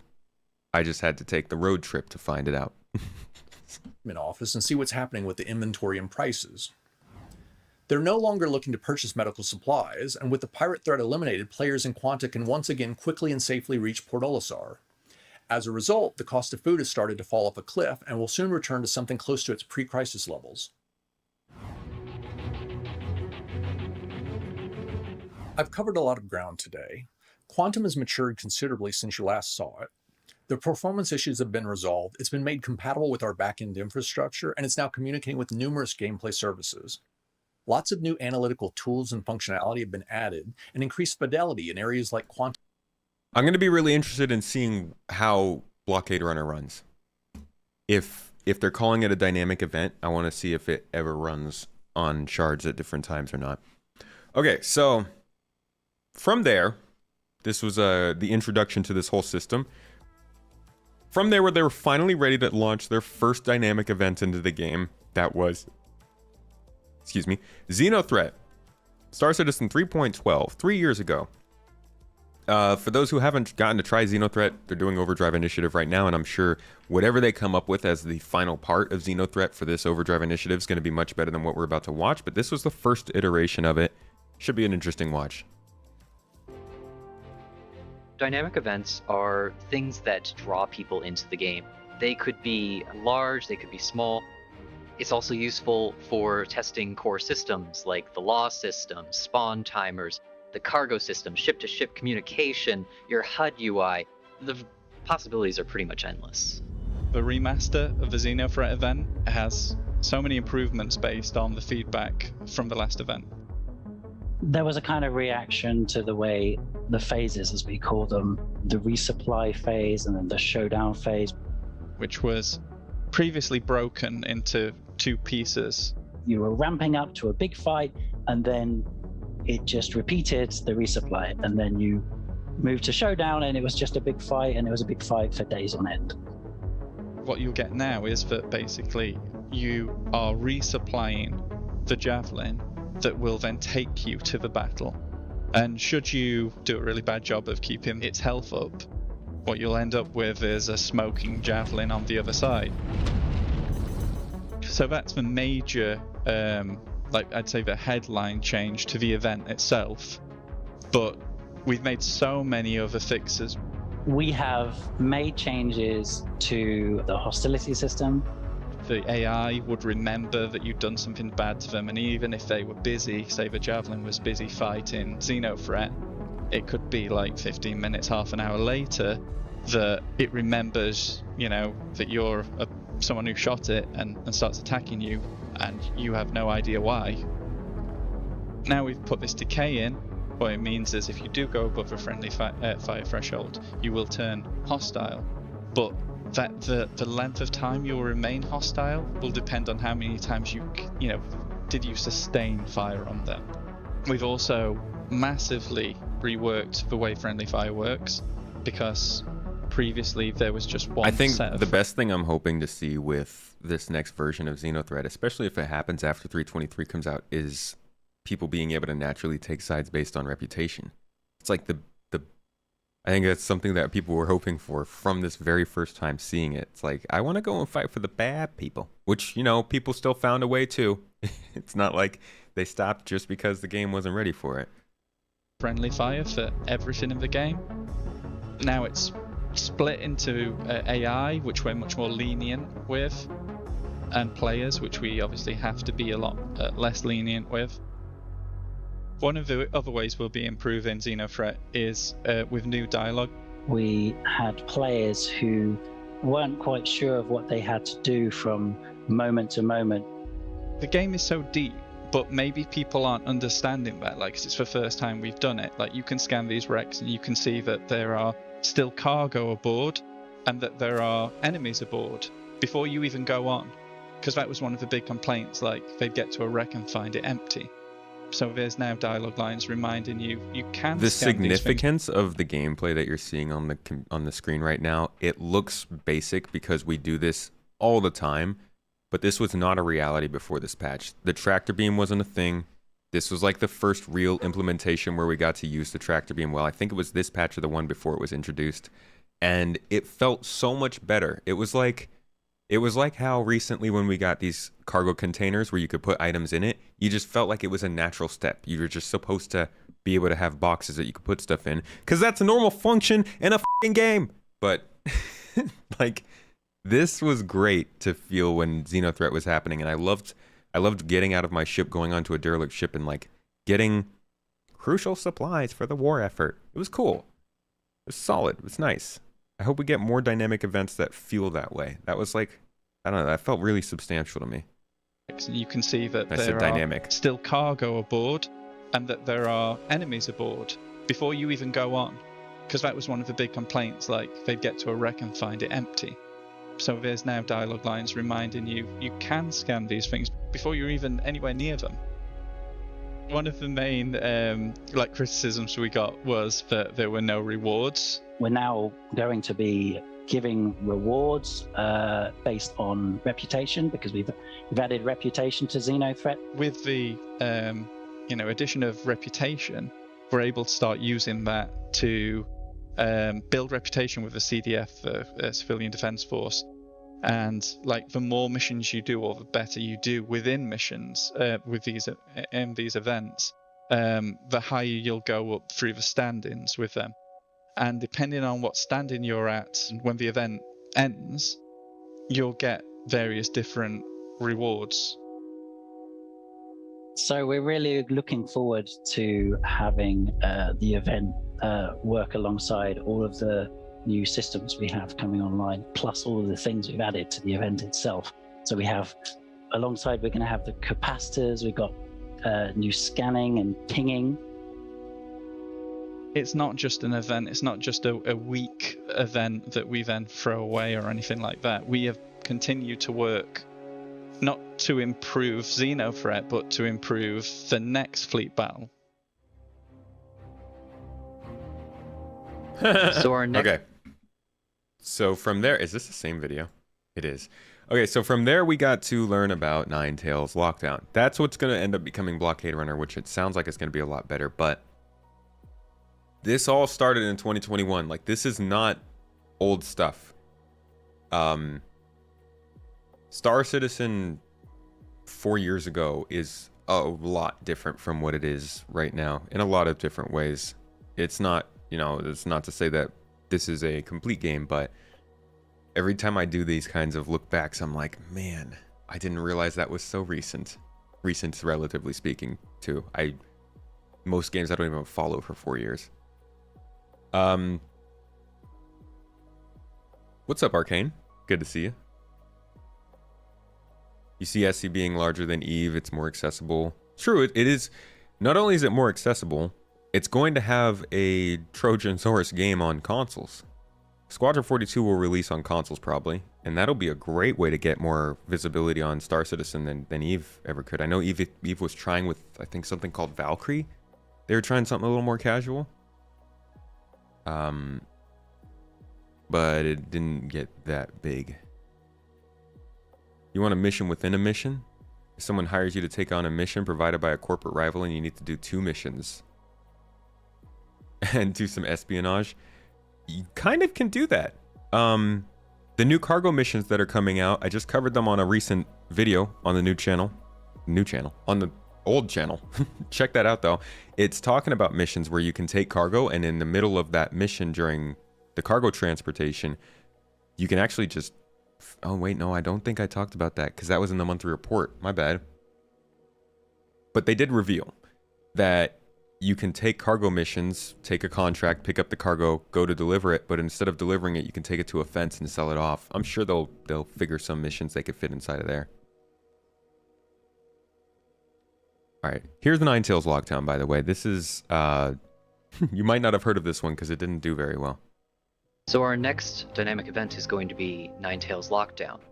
In Ninetales Lockdown, the Ninetales criminal gang is going to lock down a space station under the control of Crusader security, and both sides will then recruit players to help them to either end or continue the lockdown. That's actually going to allow us to do some really interesting stuff with combining PvP and PvE content and seeing how you all kind of interact with each other and honestly fight against each other in a more controlled ring. Ninetales basically breaks down into 4 phases. In the first phase, which we call the prologue, we're basically trying to get players online and let them know that something is about to happen. Eventually, after phase 1 has been running for long enough, it kicks into phase 2. In phase 2, Crusader is aware that something is causing a quantum blockade around a station, and is making it so that it is quite dangerous and time-consuming to get to and from that station. They recruit players to protect ships that they will send out to scan for whatever is causing that quantum blockade. However, on the other side of things, Ninetales is going to be recruiting to have players go and destroy those ships, and seeing those two sides kind of collide with each other is where we're hoping to get a lot of the interesting gameplay in that stage. We've seen some really interesting stuff in Phase 2, just from player tactics and such, that have been very enjoyable to watch. For some of our QA testing, actually, they employed at one point, because the scanning ships are somewhat fragile, a hammerhead is almost a shield wall, physically blocking missiles and fire against those scanning ships and deploying chaff and such in order to reroute the missiles, which made for some very interesting tactical discussions right before they would test for that day. We're hoping that players will begin to develop similar strategies in order to counter each other in this more sandbox style of PvP. As for phases 3 and 4, I'd love to give you more detail, but Jared won't let me. We want to leave some things for you guys to discover, and there are little pieces of content scattered throughout the event that aren't going to be explicitly handed to you or told to you in a mission description that I'm really excited to see you guys discover as you're playing through this over and over. It is a smaller event. It is only going to last for about 3 to 4 hours most likely, be completed over the course of an afternoon, and it is the first of many events that we're hoping to kind of build into a stable of these smaller events so that we can make it so that this weekend is that one and the next weekend is the next, just to keep players coming back to the game. Ninetales Lockdown is slated for release with 3.14. We hope teasing me with an actual use for the Terrapin, are you? To run it several times throughout the course of that patch and in future patches as well. We're really excited to see you guys play it. We're excited to see which side you pick, be it Crusader or Ninetales. And coming up next, Jumptown 2, so keep an eye out for that. Jumptown 2! And we've got some Jumptown 2 here. So we've seen 2 dynamic events now. First was XenoThreat. This is a PvE generally event that includes ship combat, FPS combat, and FPS. Got to get that first person ass. FPS logistics kind of gameplay. It's a cool one. It's good. I think it's the best one that they do still, and we are about to see it run in the live servers again now. But we've also got our second one, Ninetales Lockdown, which was strictly ship combat and had a, I wouldn't say more narrative, but it was kind of more narratively focused on at least locations we know, which was these space stations that we'd fly to. You'd have to break through a blockade, get into the system, into the station, buy some stuff, and get out. It was a cool idea for an event, but honestly, I feel like, I don't know, the game maybe was too fast for it. Everybody was just flying around at 1200 meters per second, and it needed some changes, and I think that's what they're doing with Blockade Runner, which we'll look into in a little bit here. But this is Jumptown 2.0. This is a remake of probably one of the best things that's ever happened to Star Citizen, which was just naturally a drug lab was known by players to be a valuable place to get loot, get drugs. And across the community, Discord, Reddit, YouTube, there were guides and tips on how to drug run from this place called Jumptown. There was no reason to. CIG didn't tell us anything about it. It was just something that naturally started to happen. And over time, it developed into huge battles, into meetings of multiple groups of players coming together and trying to basically win this king of the hill, sort of who can control this dispensary and make the most money from getting out alive. It was a really cool, and it was, obviously cool enough to inspire them to make a follow-up event, something that CIG themselves crafted that's a little bit different in the way it runs, but tries to kind of hit that same spirit. I think they missed the spirit of the original Jumptown, but it still ends up being a pretty decent event on its own, especially when it has a lot of people going for it. Unfortunately, sometimes it can be a little bit boring because there's still a lot to figure out about how to make this viable for small amounts of players and large amounts of players. And Astro Historian does have a really nice documentary on this if you guys want to check it out. But anyways, here is Jumptown 2.0, the next dynamic event we're looking at, more of a PvP focused one. Just to show the direction that they were starting to go in. Purely PvP game, and some people want it to be just a purely PvE game. And what makes Star Citizen unique is that PvE and PvP are always blended together. Because it's such an open world game, it adds a new layer of difficulty to your missions. If your mission is go kill some AI and take some cargo. Well, brilliant, that's the mission. But then the element of other players, maybe you arrive there and they're doing the same mission and you decide to help each other out. Maybe you get midway through the mission and you're taking the cargo back and people, blow up your ship. And it's that element of not knowing, and it helps keep everything a bit more dynamic. PvP is really important for us because we can learn from players what kind of strategies they do. Players will always use weapons in ways that designers didn't intend. PvP has been an excellent testbed for coming up with new weapons, new ideas for weapons, new gadgets, and so on. Anything for the FPS experience, especially as Star Citizen's AI gets more and more advanced. PvE players will start to see the benefits of, the iterations that we've done through testing in PvP. It is incredibly important that there are areas where you can more focus on PvE, where there's a bit of a safer space. That might be a system that is more heavily patrolled and policed, like Terra, or he said Terra. In contrast to he said Terra. Completely give us Terra. Lawless, like Pyro, with Stanton kind of sitting somewhere in the middle of all of that. A high police presence, the law system kind of keeping players out of PvP can really create those areas where a player can focus on PvE to a much greater degree. For some of the more lucrative opportunities out there, you will probably have to go into a more dangerous area, and those dangerous areas are probably going to entail PvP as part of them. Of course, the elephant in the room with player versus player content is always going to be frame rate and desyncs. But while the engineering teams that are responsible for handling issues around that are fighting the constant battle against those, we are not going to stop developing content to support that style of gameplay.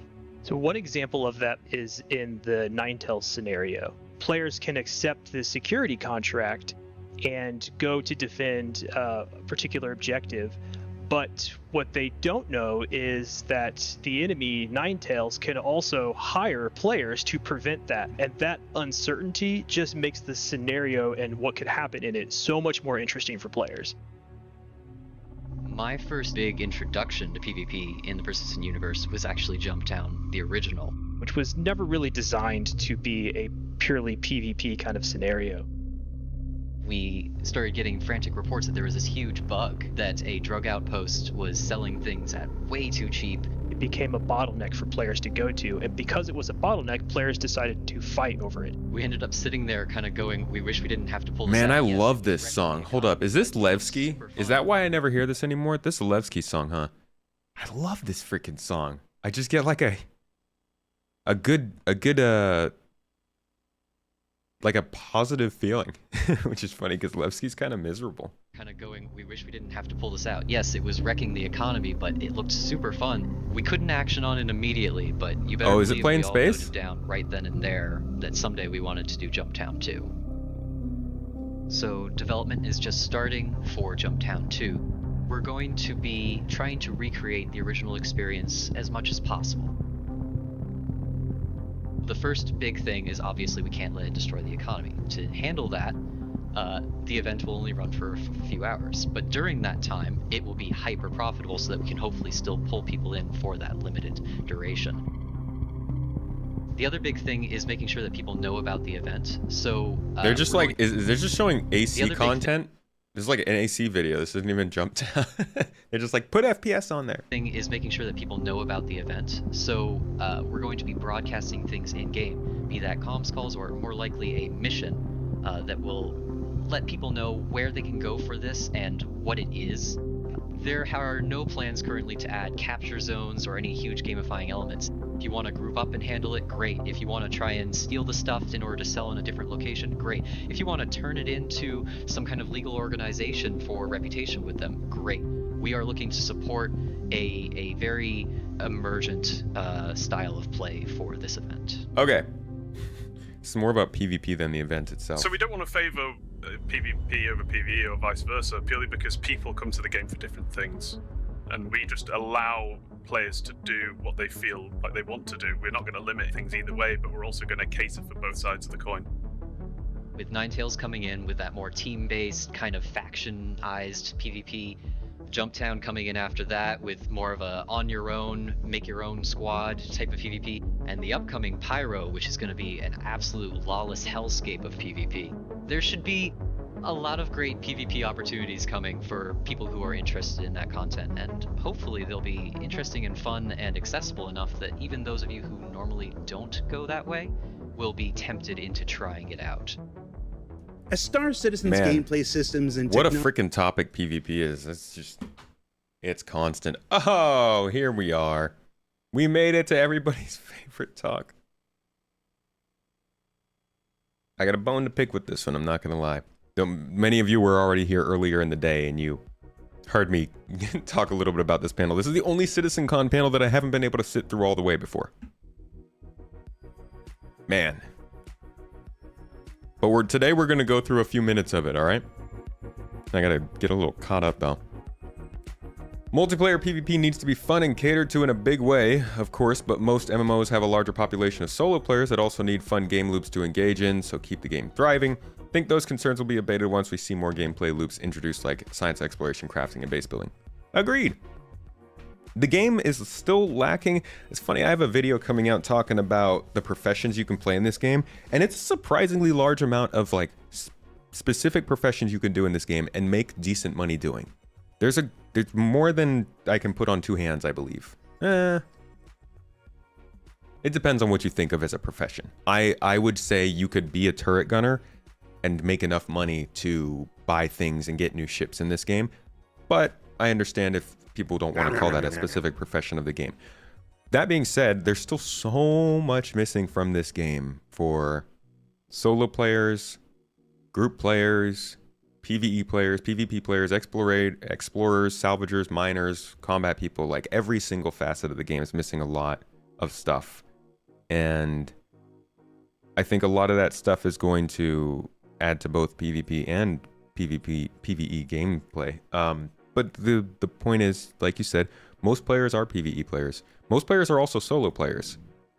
But they still have to focus a lot on capital ships and group gameplay in this game, because at the end of the day, solo players can be solo, but they're still going to benefit from group play. Especially if they're like a refuel or a repair person or something. Why would a player want to earn AUEC in the current build? You can buy stuff with it. You can use it as a reward for other people. Like sometimes we'll just put out rewards in the chat and be like, hey, if you want to make 200,000 UEC, come attack this ship and try to steal the cargo, which is an easy way to make gameplay that normally you might have to wait around for. That's mostly it though. And just feelings of progression, I guess. Farming too. I think there's even an enormous farming ship. The Endeavor can have a farming module. You know, if you ever wanted to space farm, start a little cartel.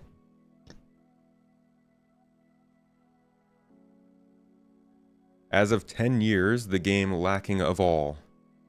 Take the red pill and dive into the Matrix. Indeed. Don't know how I'm supposed to respond to that. Oh yeah, the giveaway. We still have that giveaway going, huh, Mrs. Tomato? We got a cutter up for grabs if anybody is interested in getting a copy of the game and a ship. Exclamation point giveaway will make the command come up. Hit that link and see what you got to do. It's a bunch of good fun stuff. Okay, here we go. Let's listen to a little bit of talk of dynamic events during this little meeting. I don't know. I don't think it's going to be a full wipe for 323 now. Player team assaults them, and now the much larger threat comes. All right. Hold on, Tony. Hold on. Let me get you up here. The players can team up with each other to basically hold them off and then split the goods, et cetera, et cetera. All right. So the real point to my mind is it just comes back to is configurability, which is I want to be able to vary the location, vary the the type of material, vary the quantity of that material and the frequency with which it's produced. I want to be able to vary the challenges you'll face trying to basically hold it, and all of a sudden that starts to become representative of what we're trying to do with all these different dynamic events, which is we want to make templates that we can, I always call it object-oriented content creation. It's such a common concept over on the coding side. You don't really see much focus over on the content creation to basically put all of these rules and procedures and processes in place so that you can basically build nice modular chunks of content and easily link them to other pieces so that you're not reinventing the wheel every time you're doing this. Like a good, a good example is the spawn closets that we're doing, over for some of the infiltrator missions that we'll be talking about. It's like, that's absolutely going to play a factor in some of these, future iterations of things like, whether it's Ninetales, you could see Ninetales eventually, supporting on the derelicts. Some of those derelicts actually have Ninetales members on them that we can basically create 2 or 20, we can create them over time. We can basically, change, the, or taking what their over the loadouts station. Like, there's so many things you can do with that, so. Yeah, Pyro is going to be a good test bed for a lot of that stuff, just with the strife that is supposed to be going on out there. So, looking forward to it. All right, dynamic events. What's up? All right, let's bring Luke into the conversation now. We started working on the XenoThreat event around March of 2020, and it took about a year to get it out the door. We knew that it was going to be extremely This is October of 2021, by the way. Difficult because we were missing so much of what we needed, including everything from the dynamic mission service that would drive the back-end logic to the capital ship AI, target prioritization for turrets, functional countermeasures, tons of dialogue, and countless other things. Part of the allure, though, was that in one shot, we'd have a great test case for a litany of important features, like battles far larger than anything we'd previously done, and a test bed for creating missions that supported a variety of different play styles, like ship-to-ship combat and salvaging. So, Luke, from your perspective, what were some of the big lessons we learned from XenoThreat? Did he just say salvaging? XenoThreat was our first attempt at a large-scale fleet battle, so we learned a lot. The biggest takeaway was that we needed to develop our overly simplistic friendly fire system, which was leading to players receiving unfair crime stats and being kicked from the mission. Hey, Hawk's in the chat, So dude. Good to see you. Replied on DM. I'll check it out. Thank you. Detection and tolerances, which drastically cut down on unfair crime stats, according to the feedback and analytics we received. What's great is this kind of change improves the whole game, not just the event, and paves the way for more large-scale space battles in the future. I think it's also important to Man, I love the shield effects. I remember, y'all remember when every shield in this game was just a bubble? And every time your shield was hit in one place, the whole bubble would flare up? These shields look so much better. I know they've been in the game since here, but I still enjoy the effects. You don't get to notice them as much until you see it on a capital ship, and then you're like, oh, wait, that's pretty nice. Space battles in the future. I think it's also important or maybe you're not. Maybe that's just me. Clear was that players wanted a counter mission involving PvP. So we've started planning with this in mind for subsequent releases. Luke, as the performance gradually improves over the next few quarters, what sort of things would you most like to change about XenoThreat? I think most people would expect my answer to be throw more AI at the player. But it might be that when performance improves, our AI becomes much deadlier, which could actually lead to us reducing their numbers. This balancing is always the most difficult part of mission creation. The AI's performance can be wildly different on our local servers versus what it might be like on an overtaxed Oh, we live know. server. And if a mission is too easy, it's not just a case of throwing more AI at it. This will only compound. Look, now I can say it's the old Moby Glass. Yeah. Oh, yeah. That makes me happy. 323 win. Performance issues. We were happy with the balancing we achieved, but it wasn't quite what we hoped for. Once performance is improved, we hope to rebalance and deliver the experience we intended. Luke, we've invested a lot of engineering effort into our spawn closet tech, which allows us to precisely and intelligently push NPCs into and out of an area. The first major test of this tech will be the infiltrator class of missions, which I wanted to provide much more varied and Is this dude reading a teleprompter? than anything we've previously seen. To that end, we can now determine at runtime the type and number of NPCs we want to insert at a location, often at the behest of Quantum. We can also apply a litany of rules to the spawning, like how many can be active at once, how the spawn rate changes when an alarm has gone off, and whether a boss might be found wandering the area with his guards or only after they've all been dispatched. The mission template supports a wide variety of objectives ranging... It's so... It's like this is the Tony we're listening to. Attributes and the spatial positioning of resources have allowed us to improve the accuracy of its output. We know what your teleprompter cadence sounds like, Tony. From killing everyone at that location to only killing select individuals, to protecting NPCs from any harm, to hacking computers, to extracting designated materials. Can you go over some of these mission variations in more detail? Of course, Tony. The underground facilities were the locations we chose for our first implementation of spawn closets.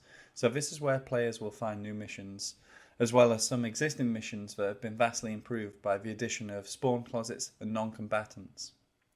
One of the new missions sends players to kill a heavily armoured target who only shows himself once his crew have been wiped out. Another involves the players searching a friendly facility for a number of boxes identified. Okay, this isn't even, they're not even talking too much about dynamic events here. I'm trying to find quantum updates. I thought they would talk more about the new dynamic event. Hold on. Yes.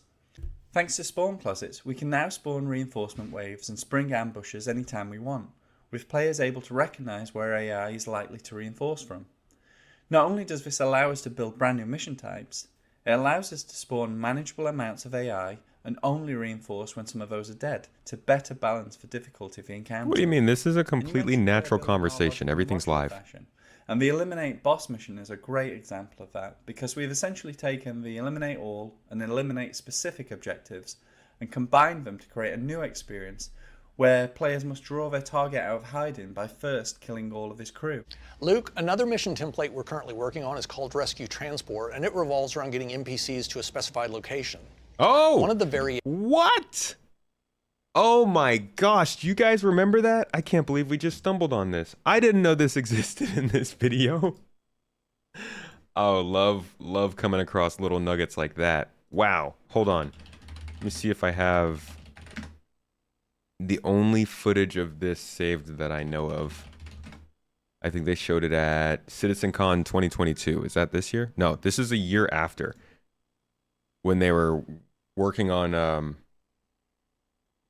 getting NPCs to basically follow you out to a ship, get on board the ship, take a seat, and let you fly them to a place and then get a reward for completing that mission. That's what they're talking about here. I had no idea they mentioned it in this panel. Variations allows the NPC to request personal transport via a service beacon, just like a player, to a designated location. Other variations involve adding assorted complications to getting the NPCs on board your ship, like having to first outsmart or outfight their captors, unlocking their prison door to release them, safely escorting them back to your ship for transport to the desired drop site. Longer term, we're going to add support in this mission template for a lot of other combinations, like having to drag unconscious characters onto your ship and back to a hospital and trying to lead NPCs through a burning ship. Where is it? Luke, where do we stand with the current implementation of this, and what remains to be done before we can push it out the door? Come on now, there he is, guys. We're at the point where we have a working prototype in which AI can be asked to follow. Okay, this is the same video we just watched. I guess I could have just waited. Wait and take a seat aboard your ship. And even with this rudimentary setup, we've been able to flesh out the mission flow to a very detailed degree, and have made a lot of headway into planning the dialogue requirements. We've gone some effort to make sure that the mission is more than a delivery mission where the box has legs, so the client has patience that can wear thin, with your tip and rating being calculated based on your performance. We'll also be developing AI behaviours to deal with what happens should the player decide to kidnap them. The rescue mission module has been designed in such a way that it can work in conjunction with others like Infiltrator. NPC kidnapping, huh? We can easily inject some obstacles in your way, like a base full of captors. These missions will drive the development of AI following, so once complete, we'll be able to leverage that throughout the rest of the game. It's another one of those things where they kind of got to a point where they're like, hey guys, there's no reason to do this before server meshing, so they put it aside. Which we're getting closer and closer to as well when it comes to quantum. You'll hear more about that. All right, give me a second.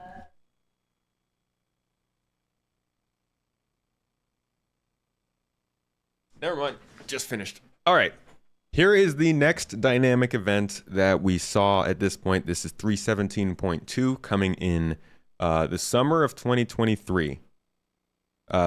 Oh, Ben Dorsey isn't at CIG? Where you seen that? I did not know that. This was another event that we got. This was, I think, the third? XenoThreat. Ninetales Lockdown. Jumptown. It's the fourth. This is the fourth one that we got. And this was primarily an FPS PvE event. However, like we are wont to do, players found out to make it more PvP focused, and unfortunately without the reputation hostility, that was harder to do in a natural way. All of these events, I'm hoping, change completely after 3.23 with the reputation hostility, allowing players to fight with these gangs. It's going to be a freaking crazy time, but I do think letting players do that is going to encourage other players to jump in more, because those players are going to be like, hey, there's actually players that we can go kill. That's more exciting than an AI. So maybe that'll be good for the events. Maybe it'll be total chaos. We'll have to see. Does this mean NPC crew could be brought planet-side like Mass Effect? Yes, 100% the plan. NPCs in this game are supposed to be able to do everything a player can do. That's their goal. Well, they're supposed to be able to use all the services like ATC and the flight systems and that kind of stuff. I can't say that they're going to be able to play chess with you or something. LinkedIn shows him leaving in 2022. I didn't know that. You don't remember S Siege of Orison being PvP heavy? It wasn't PvP heavy. People just found out how to get PvP in there. You know, trying to fight with Ninetales. But here is the introduction to this event and the kinds of goals they were going for in terms of what this one was meant to be. For this event, we have a IFI, which is the Identifier Friend or Foe Inverter. And basically what that does is that's going to turn the platform's turrets onto the side of the Ninetales. It also affects the restricted area, so you won't be able to fly a ship in. These new platforms are huge, and we have done the best we can to sign these and put maps up all over the place that show you, like, you are here. You'll find signage all around that shows you where shuttles are to get between the islands. However, they are slightly different to how shuttles currently work. They're more like elevators in that you have to call them to your location, and when you get in, you have to send them to the next location. So be aware of that. You can't get to all the islands via the shuttles, but we've put enough toys around to allow you to get there a different way. Elliot! So there are various locked containers. Always good to see Elliot on an ISC. You'll need a code to get into them. Make sure to check them all because they have a multitude of surprises. We've added a maze in this somewhere. Just remember that you can't jump as far when you're wearing heavy armor. This event might take a while, so don't forget to loot your fallen enemies. We decided we weren't going to hold the player's hand in this mission. There are a lot of optional secret objectives that players will have to figure out for themselves.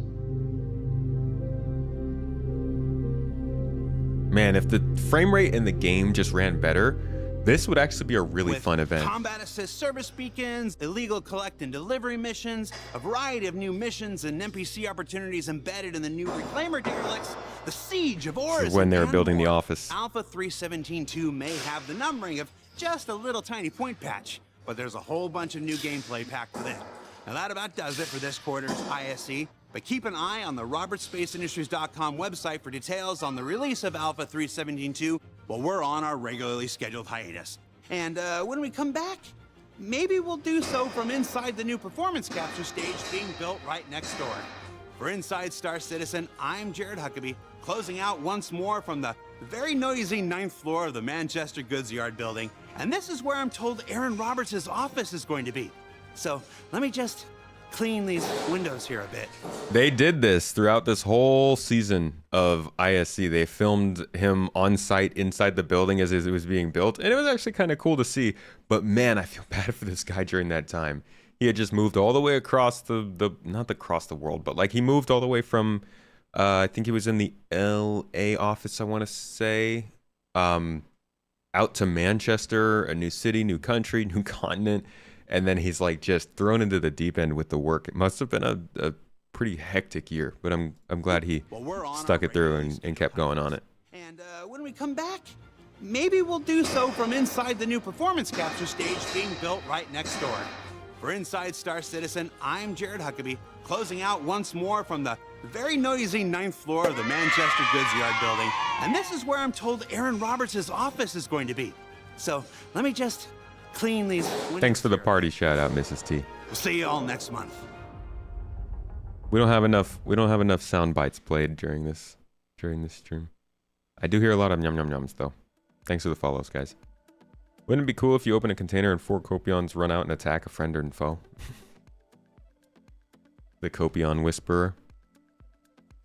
Yum yum yum yum yum yum. Yum yum yum yum yum. See? Who's Aaron Roberts? That's Chris's brother. He's commonly in the community. Aaron Roberts is credited as being one of the main reasons Star Citizen got on track in terms of its development in the 2010s. I can't confirm or deny that kind of thing, but there was a point at which I believe Aaron Roberts did join in the company essentially to run Foundry 42, which was the European side of the company at that time. And I guess it did okay, because now that's where most of the employees are. Tyrus! Thank you, Colt. See, that's what I'm talking about. A little bit of entertainment for me, right?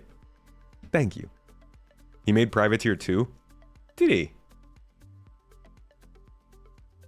Think we don't know anything about that. About what? Big Z? Big Z. Who would Big Z be? I don't know who that is. Okay. Here we are. We've made it. We've made it to the end, my friends. Where they talk about the most recent dynamic, or now they're going to call it global events that we've found. Oh, Tony Z, I got you. They've talked to us about the most recent dynamic or global events we've seen called Blockade Runner. We still don't have it, but I want to draw attention again to how they're kind of referring to things differently at this point. And then we'll talk about all of it overall. Listen in. And in addition to the standard missions that populate the verse, the mission feature team is always examining and reevaluating the global events that run throughout the year. Do they perform the way we intend they should? Not just in frame rate, but also in engagement, enjoyment, enchantment, entertainment. And if they're not, perhaps they need enhancement or extinguishment. And the new global event Blockade Runner hopes to be just a little bit of both. Blockade Runner actually replaces Ninetales Lockdown. We analyzed Ninetales Lockdown, and we looked at participation in that global event. And we also looked at what players did in it. So participation in Ninetales Lockdown wasn't actually that high. We realized, like, there's no point maintaining this global event. Unfortunately, it was not. It just didn't, like, the one time I played it, it was just not very fun. I think you have to be in specific places for it to really feel good. And since there's not much voice acting, there's not much narration or narrative at all that drives you through these events. If there's nothing happening right in front of you, it's hard to know if there's anything happening at all. And I think that's something that Star Citizen suffers from a lot in general. Plays it, you know? We looked back at the other ones that we had made, like XenoThreat, and looked at the gameplay in those that players do engage with and they enjoy. And that was the aspect of going on those wrecks in XenoThreat, picking up the crates and delivering them. They enjoy this experience, they enjoy working together as a team to do it. So we thought, what can we do with that and make a new event? Something that players will instantly understand what the event's about. We came up with this idea of Blockade Runner. Blockade Runner is a new global event that we've been working on. In this event, there's a criminal faction that sets a blockade around some of the space stations in the universe. This makes trade and travel between these stations problematic, and their goal in doing this is to prevent the trade of one specific material that is important for the refinement of spaceship fuel. The idea is that a player will be called to help deliver a new commodity that is involved in the production of quantum fuel and deliver it from our LEO stations, like Everest Harbor, to its refinery sister stations. And we have to deliver a certain amount of this within a certain narrow amount of time. This material has a short half-life, so if it's not stored properly at a specific facility, then it will expire and become worthless, and you'll have to try again. When you arrive at the LEO, there'll be like a blockade from criminals. And you will have to get through that blockade, land, buy this commodity as much as you can fit on your ship, then you'll have to take off, and then you'll have to brave the blockade again, and then QT to one of the refineries. On the way, you may be interdicted by more of these criminals who don't want you to get away. Target destroyed. And then on the other side, no blockade, but you'll have to get through that. Then you will land, and then you will sell. So there's this delivery loop for players. Not every ship will be best suited for dealing with these guys without, some escorts. So the idea is that players will also take this mission and support those other players in combat ships. Maybe you delegate one person with the big I think something that I'm going to appreciate about master modes is it will make this kind of thing more easy. Flying escort for a big ship when the speeds, and I know it's not great. Trust me, I'm not a big fan of artificial limitations, but when speeds are limited to a certain amount, it does make it easier to keep pace with the ship, fly closer, and be a little bit more visually strategic, which, like, I know space is big and you're supposed to be really far away from stuff, but it's nice to be able to see. I'm a very visual person. I'm guessing some of you are too. These spaceships look pretty nice. Maybe I could see them a little more. Yeah, I like that this event seems to be made in a way that it's supposed to be applied to just any gang, giving the idea that this might be a global event right now, but this totally could be just like the Korea event, and this could run at any space station as long as, like the scenario we said earlier, somebody does something to block ships from delivering to that space station. Eventually, the space station puts out a beacon to ask for help, which I think is exactly what they do in this mission. Ship and others to fend off any enemies along the way. At its core, Blockade Runner is a combination of the cargo transport and selling and space combat. One of the things I like most about Star Citizen is the space combat. I've never really been much of an FPS player, but I do like space combat, and one of the big elements of Blockade Runner is space combat. The stakes are higher, so if you screw up, you don't just simply regenerate. You regenerate and have to buy all your cargo again, so watch out for that. As the dev, I've been playing this entirely by myself up till now. We're going to be going through some playtests soon, so we'll be able to experience the mission properly, but thus far I've been playing it solo with a ship that can both fight and transport. What ship are you? The Cutlass Black. It's the best ship for everything. That's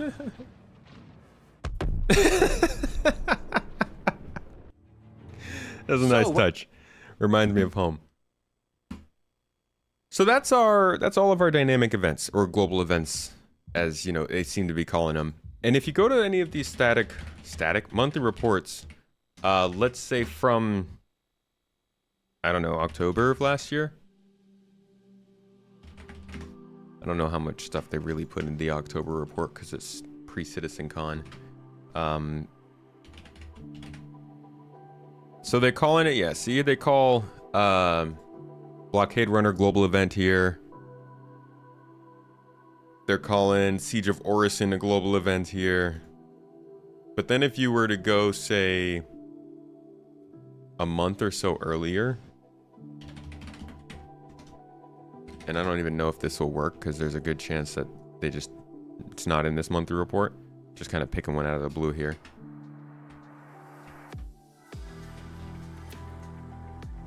Dynamic. More dynamic landing, dynamic and closer, dynamic. Yeah, see here?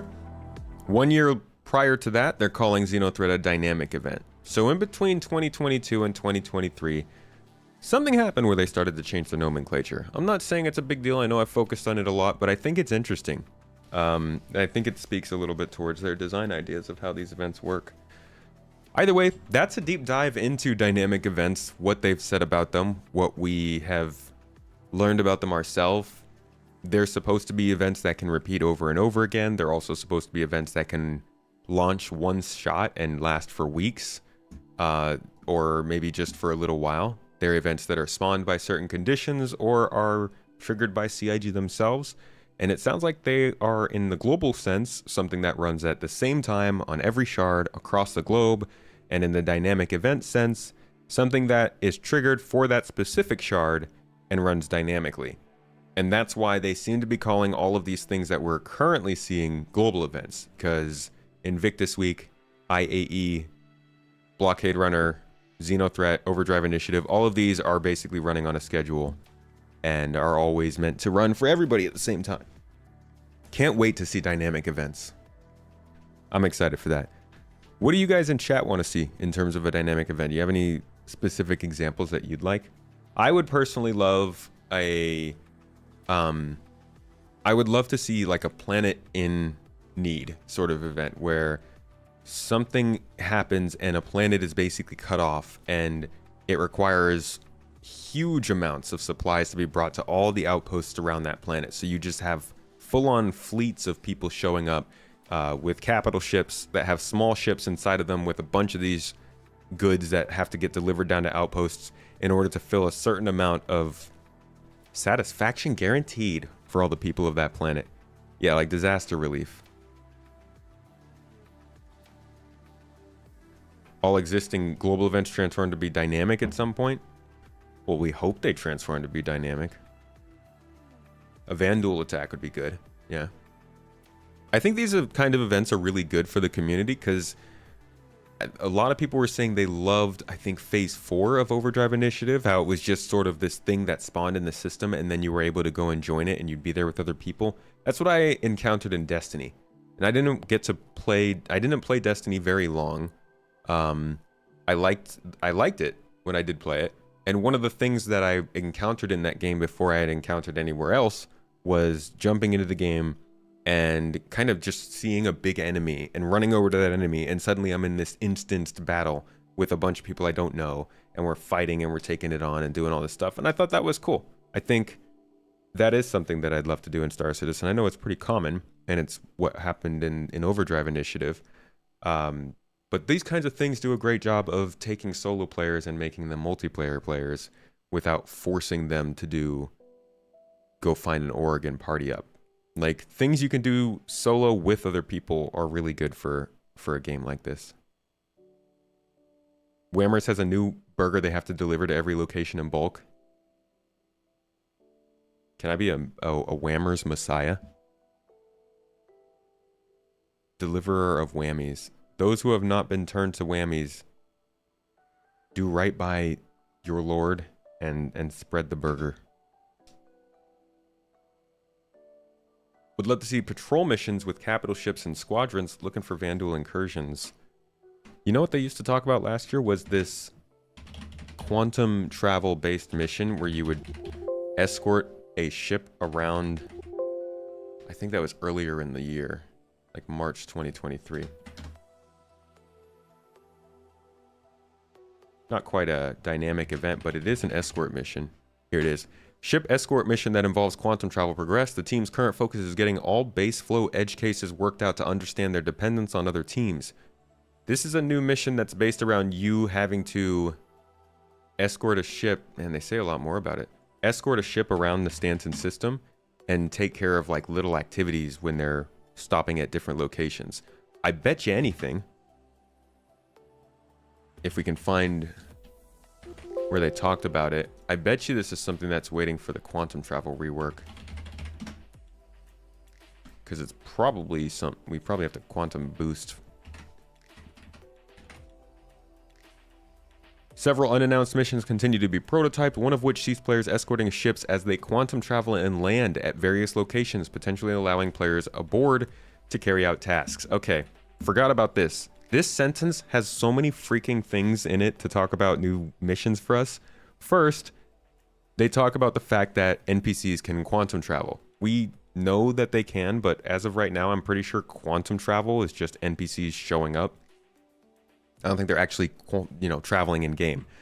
So this already has to depend on NPCs quantum traveling, which is why I think it might have to do with the new quantum travel rework. It also means NPCs are going to be landing at various locations. They don't do that yet, really, except for the drop ships at derelict outposts, and they rarely ever land, really. Finally, Star Citizen players will be on board the ships. So not only are NPCs flying around, quantum traveling on their own, and landing at locations, they're also going to be allowing players to be on board those ships while NPCs fly. So there are some pretty significant changes to missions coming up. This isn't really a dynamic event, but I think it does go towards that escort you were talking about wanting to do.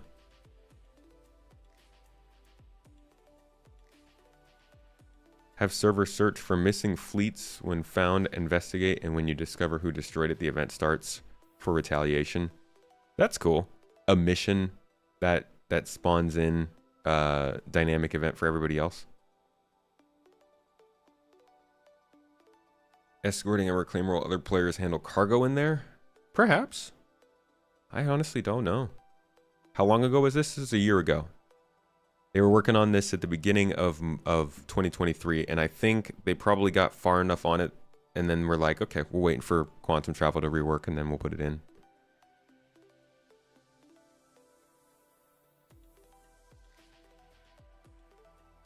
Cousin, you're at your cousin's ship, watching him tinker away on your Forerunner.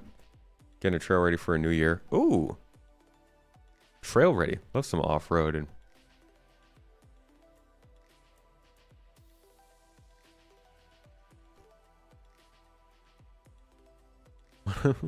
should we listen to a quantum update? I feel like that's just going to drive us nuts. But yeah, that's about all we have right now for dynamic events. I hope that was informative in some ways. I hope you got to learn something from that, because I think they've got a lot of big plans for the system in the future. I think this is going to be one of the main things that we're doing. We've talked about raids being end game, base building obviously is end game. I think dynamic events are going to be one of those things, as long as they don't get too stale, as long as CIG can continue to implement them in different kind of unique ways and not just combat focused things. I think these will be at least these will be really good for new players. Probably as you age a little more in the verse and you're kind of more and more used to the game, you'll stick to more sandbox gameplay or gameplay stuff like that. But these global events could be really, really good for players coming in. I'm going to go ahead and end us there. At least in terms of the recording. Now we're free to just do whatever we want on this stream. Let's get distracted. First, I kind of want to see what they have to say about this quantum update. Oh, but I'm also not looking forward to what they have to say about this quantum update. Let's hear. I want to pivot now and give an update on some of the systemic functionality that I detailed last spring. I said that we were soon going to have quantum controlling a few select bits of the universe and that we were going to be very measured in the rollout. We remain on track to activate these overlanding 3.16 at the end of the year, and this initial release will allow quantum to dictate 3 encounter frequencies, the prices of 3 commodities, and everything related to combat assist service beacons. As the simulation is refined and more of the linkage to the game is completed, we will expand the scope of these early tests and enable quantum to play an ever larger role in shaping the universe. That didn't happen. So let's go over how the gameplay experience is set to change.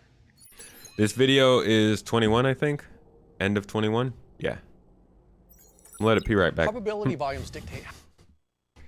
I was meant to say I'm going to let it play right back. I'm going to let it play. Forget it. Just listen. How the likelihood of an encounter type varies within that region, and historically that information has always been static. Dynamic events, introduced in early 2021, allow that data to be changed by mission logic, but still don't support systemic modulation.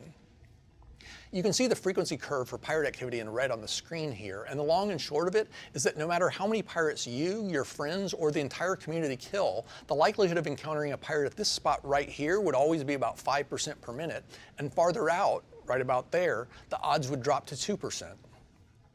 Now, let's see what happens when we activate quantum and it starts to provide real-time guidance to the probability volume service that controls this information and distributes it to the game servers. As is often the case with such demonstrations, the simulation is running at an exaggerated rate of speed so that I can easily illustrate some key points. The first thing you'll notice is that the fixed pirate curve just flatlined because quantum says there aren't currently any pirates in this area. There are some valuable materials on the surface of Cellin though, and that's starting to attract some quantum miners represented in green. The distribution of the miners determines the shape of the green curve, and the quantity determines the amplitude. With the value of the ore available on Cell and Sky High and no threat in sight, the number of miners continues to increase, and you can see the encounter curve changing to reflect that. Pirates are drawn to high concentrations of wealth with minimal security, though, and are starting to swarm into the area, and as they do, you can see the red pirate curve adjusting. Quanta security, represented in blue, is drawn to conflict, and is thus often a lagging indicator of criminal activity. So, at this point, there are several distinct things happening.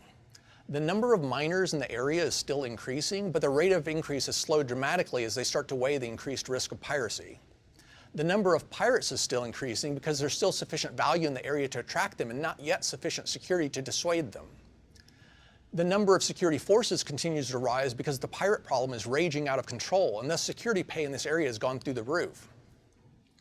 This trend continues for a while until finally the risk of piracy gets too high and the quantity of miners starts to drop. The pirates are doing their own independent mental calculus and still see sufficient value in the area, even once the miners start to fall off, to continue increasing their numbers, but that simply speeds up the rate of decline in the miners, while at the same time, the threat from security continues to grow. So, eventually, the number of pirates in the area begins to fall off as well. As the threat of piracy begins to subside, the impact gradually ripples through the economy, lowering the rate of pay and demand for security services. The quantity of security forces streaming into the area eventually peaks too then and begins to decline.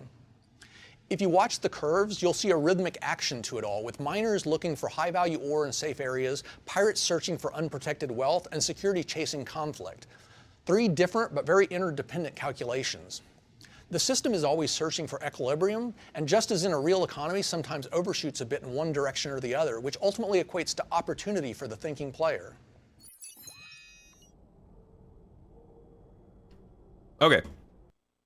What was happening there was actually really important compared to the fact that it was also just super theoretic. Let's go to the Arc Star map to emphasize what he was saying. Give me some good music here. Here we go. Can we crank up the kick a little bit as we enter the star map? It's not really much kick, is it? That's more of a thump. Have you ever heard of a drum, DJ? Give us a proper kick. Oh, that's music. We don't need that. No? Just gonna stick to synths? There's a kick. Ooh, and a snare. Nice. Crunchy snare. Okay, so we're in Stanton. Here we go.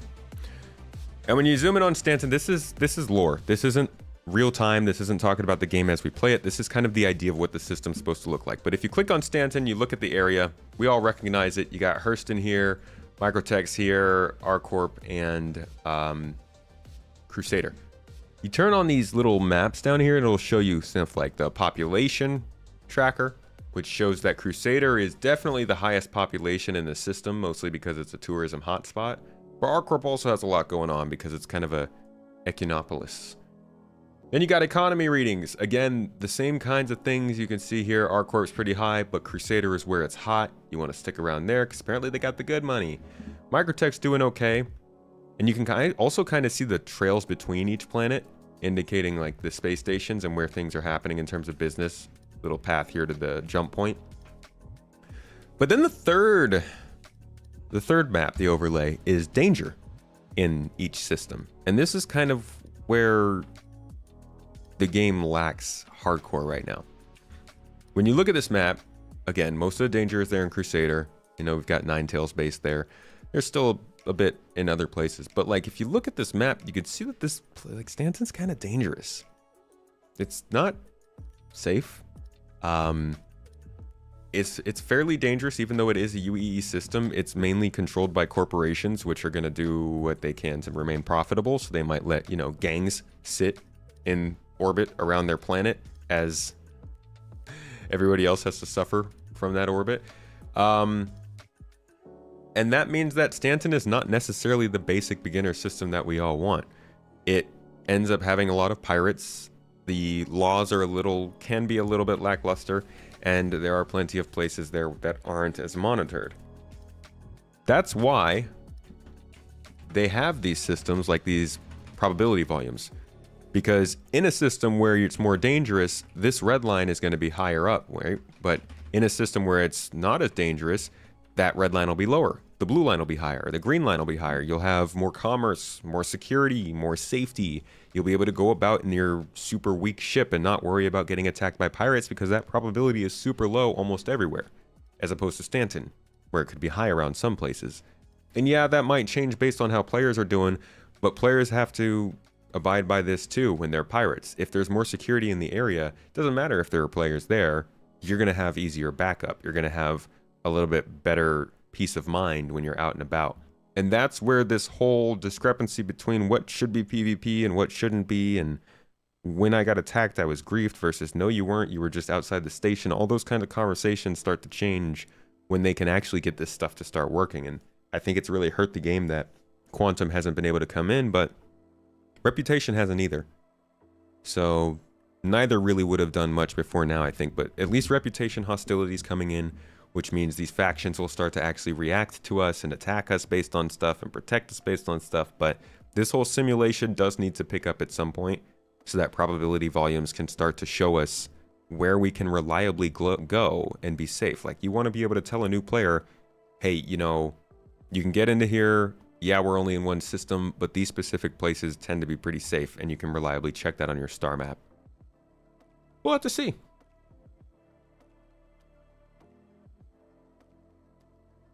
What's the pirate probability in the game currently, would I guess? I have no idea. You don't really run into many... Actually, no, that's not true. I run into pirates quite a bit. Wow. Specifically, I'm talking about PvE pirates, not players.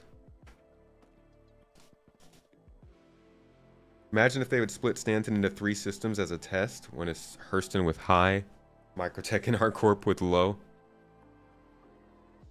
I like how Hurston has the high security. Oh, I guess they are a little crazy. Wow. Yeah, no kidding.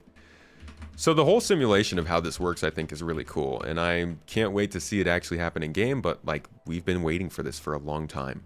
And as you can see, there's supposed to be these probability volumes about basically every major point of interest in the game. Space stations, planets, cities. In fact,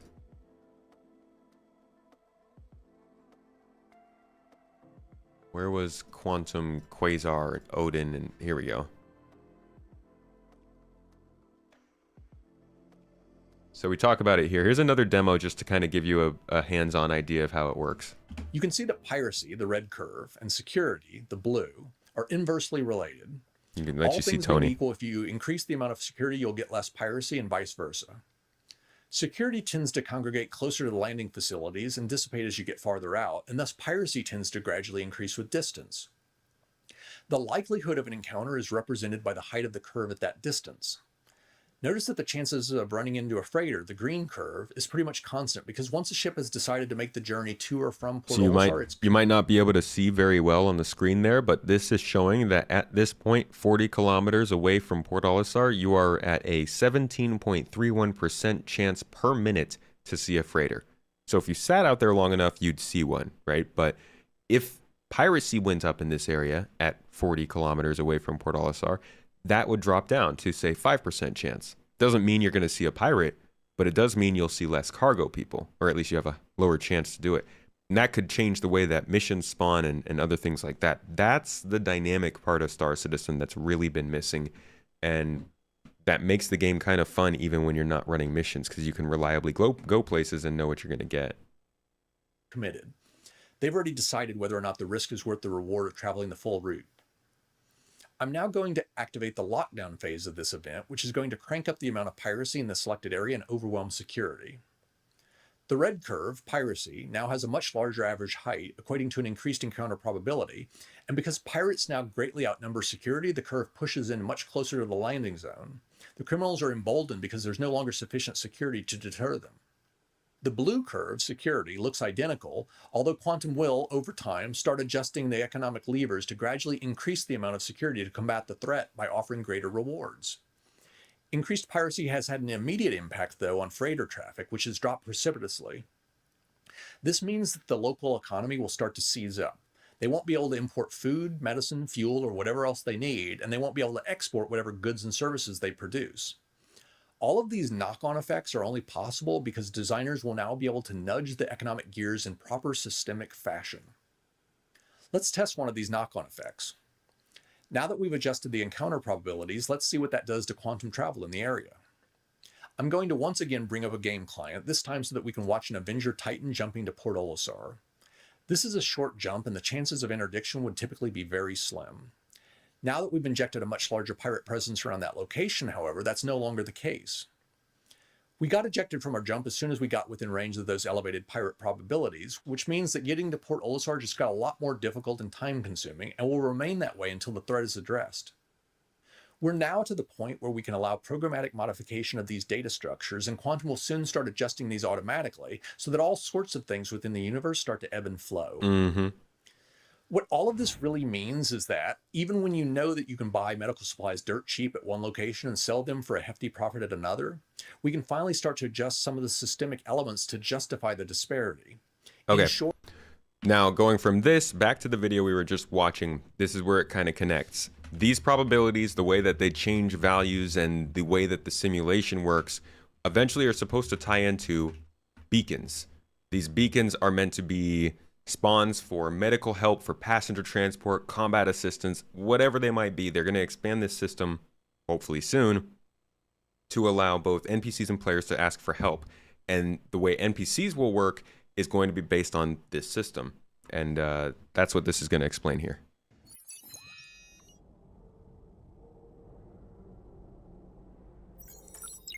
NPC combat assist service beacons have historically been generated via probability volume data and were thus every bit as static as the encounter frequencies that I just covered. The odds of a request for combat assistance at a given location didn't vary based upon what was happening in that area at that time, and no amount of concerted community effort to stamp out what was putting those NPCs in danger had any chance of succeeding.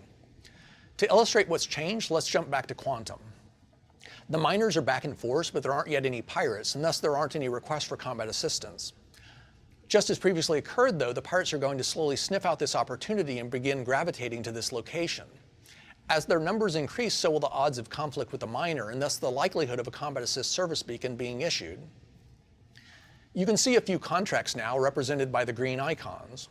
Quantum is dictating how many beacons should be present in this area in the exact details, such as how much alpha UEC is being offered, but the data is actually maintained by the service beacon service that interfaces to the game servers and exposes these contracts to players. So every contract that you're seeing pop up, which is a direct result. Good to remember, this is where that whole 10-to-1 AI versus player population counts. This is all part of that 10. These are simulated entities. You're not actually going to run into a miner if you land on the planet in that area. So this doesn't necessarily represent how many players, how many NPCs you're going to see, but you will see more here than somewhere that had less. I guess it does kind of indicate how many you'll see, but you're not seeing all this. Of the amount of conflict happening within Quantum can be seen and accepted by someone within the actual game. Security has started to show up, but isn't yet a major force, and the risk of piracy has gotten so great that some of the miners have decided to exit. The frequency of combat assist beacons is a function of both the quantity of miners and pirates and clamped by the minimum of either. So, as the miners depart, the number of outstanding beacons drops. Security has now reached the point where it's really starting to deter the pirates, and the reduced number of miners is just adding fuel to the fire. So now the number of pirates starts to fall off pretty dramatically, which also impacts the total number of active beacons and instantiation frequency. Player actions are fed back into Quantum, such that if a lot of beacons are accepted and the NPC is successfully defended in the game, the security risk as perceived by the pirates in Quantum will increase, thus affecting their sense of whether the risk justifies the reward. This means that not only will the system ebb and flow of its own accord, but your actions within the game will directly impact the simulation and thus the overall state of the universe. There's one other important thing that I want to mention here, and that's the value of the additional context that Quantum is providing. We now know exactly who issued the request for combat assistance and even the likelihood that multiple ships might be involved. All of this information can be packaged up and associated with the beacon so that when and if a player accepts the contract, the instantiated mission can be customized to better reflect what Quantum says you should be seeing. And I think, I don't see, okay, so actually we'll get into it after this. The shop service has always had the ability to modulate the price of commodities based upon things like the amount of inventory on hand and its rate of change, but we haven't really exploited that feature for some of the basics like fuel and HPMC, which is the material required to effect repairs on a ship. One of the reasons for this is that it's one thing to have tradable commodities fluctuate in value according to some algorithmic logic that doesn't consider anything beyond the confines of that particular shop, but it's quite another when those materials are critical to playing the game. Now that we can properly gauge demand based upon factors external to the shop though, even if the simulation logic still needs a lot of work, we're going to flip the switch and let the prices of fuel and repair materials start to undulate. So let's bring Quantum up again. The Tram and Myers mining outpost on Cellin has been selected so that we can see its real-time prices for plasma fuel, quantum fuel, and HPMC. Keep an eye on these prices as the Quanta arrive on scene. A few of the miners are from distant locales and will be looking to top off their quantum fuel tanks, and that increased consumption is causing prices to trickle up just a bit. Plasma fuel is jumping quite a bit more though because it's in constant demand due to the fact that the miners routinely have to traverse the surface of the moon looking for valuable deposits of ore to extract. The price of HPMC hasn't budged because there hasn't been any conflict in the area, but that's about to change. The pirates have started to arrive and attack the miners, and that means that there are going to be some damaged ships that require repairs, and the price will continue to rise as the amount of conflict grows. Pirates require fuel too, and most of their need revolves around the plasma they'll use to engage ships in close proximity, so it's starting to get fairly expensive. Security forces have now started arriving in force, which means even more conflict in the area, which is why the price of HPMC has finally started to take off. Security forces burn a lot of plasma fuel hunting for pirates, and this is proving to be more demand than the local stores of inventory can satisfy. This means temporary shortages and skyrocketing prices until either the demand abates or the economy rebalances to ensure a more regular supply of fuel to this area. So that's, I feel like, yeah, okay, I was going to say, this is what I feel like would be leading to a dynamic event, because this is basically your economy is starting to self-correct because something is going on. And I do hope that while they say that they want players to have only the 10% effect on the economy, we could do something like this. As a large group of players, you could get together and adequately blockade an area and watch the prices change. But again, they can't let players do that too much because then it messes with the economy in that area. And yeah, other players could come in and account for that. But it seems like it gives you a lot bigger ball of weight to swing around in the economy when that's possible. It revolves around the plasma they'll use to engage ships in close proximity, so it's starting to get fairly expensive. Security forces have now started arriving in force, which means even more conflict in the area, which is why the price of HPMC has finally started to take off. Security forces burn a lot of plasma fuel hunting for pirates, and this is proving to be more demand than the local stores of inventory can satisfy. This means temporary shortages and skyrocketing prices until either the demand abates or the economy rebalances to ensure a more regular supply of fuel to this area.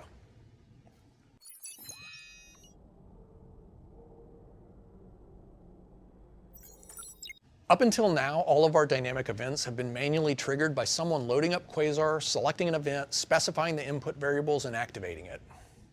This works fine for major events that are intended to run for a long period of time, but it's problematic when the event needs to run multiple times per day or only when specific conditions warrant or needs to be customized based upon the current state of the universe. The solution to this problem is systemic triggers, which are small analytical programs that let us specify what sort of conditions within Quantum warrant the creation of a dynamic event and allow that event's inputs to be mapped to all sorts of simulation state. I'm going to bring Quantum up one last time and highlight the location of the 3 drug labs within the Stanton system. Raven's Roost is on Microtech's moon Calliope. Jumptown is on Crusader's moon Yella. And Paradise Cove is on ArcCorp's moon Lyria. For this test, I've removed all commodities except for drugs, and thus any green quanta you see moving around are focused on moving these illicit narcotics. A systemic trigger has been set up that monitors the total drugs purchased at any of the drug labs, which you can see in the graphs below the star map. If the total amount of drugs purchased at one of these locations over a period of time exceeds the specified threshold, it will trigger the Jumptown V2 dynamic event. The location and quantity of drugs sold would be passed to the event as inputs, which the mission logic might use for any manner of things, such as temporarily overriding the shopping data at that site for the duration of the event. The shop service that communicates with the game servers is linked to Quantum, and thus all player transactions in the game are filtered back into the simulation, and their purchases are therefore just as relevant to the totals as those initiated by Quanta. All of the drug labs are seeing a bit of action, and Paradise Cove looked like it might be the first to breach the threshold. Some red pirates have started moving into that area now, though, and the green freighters have started to flee. It looks like they've decided to focus on Raven's Roost, and you can tell by the constant level of elevated purchases that they're probably going to trip the trigger pretty soon. There, that's it. The conditions for the systemic trigger have been met. You can see that Jumptown V2 has now been added to Quazar's active dynamic events list at the top right, and below that you can see the input parameters that it was sent, which include the Raven's Roost location and a numeric value of 916 for the total purchased drugs variable, which the actual Jumptown V2 logic uses to configure how many free units of drugs the location will produce over the lifetime of the event. The ultimate purpose of systemic triggers, then, is to allow us to easily and programmatically dictate when and exactly how handcrafted custom content will be layered onto the background tapestry driven by quantum systemic logic. As our library of dynamic events grows and the sophistication of the simulation evolves, you'll eventually find that it's difficult to tell where one system ends and another begins, and the whole experience will just feel more engaging and unique than what either technology could deliver by itself. Okay. So that's this was not planned. It's just a little bit of quantum, but I do have an update. This is the last thing that they told us on quantum. Do I have time to go over? Maybe we can listen a little bit about how the economy is changing right now. But here we have the most recent update we have on quantum. They called it Quanta. It's quantum. And what they had to say about it, this is from October of last year. Says, here's a quick summary of my answer on that stream for you all. The quantum he said quanta. CIG. The quantum simulation is in a good place at the moment, but lives in a closed system. We want the sim to make a difference to your play experience, and so for the moment, have paused its development in favor of developing the gameplay system the game needs for the sim to hook on, economy and otherwise. The server meshing work also has a very large impact on how the sim communicates with the game state, and so have thus prioritized other work in the short term until we can come around and make the simulation affect live gameplay and make a difference like we intended since the beginning. So this is clearly a post 4.0 kind of thing they want to do. We will post more when we have more concrete information to share. Essentially, the game isn't the game doesn't have all the baseline features it needs to actually be able to affect all these things, despite what was being said at that time back then. And we can find where they've talked about really getting up to speed with making this a thing earlier this year.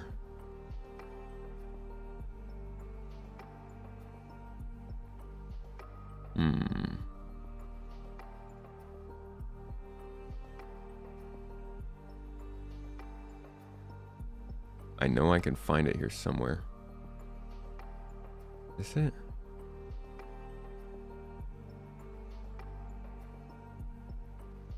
No. Is this it?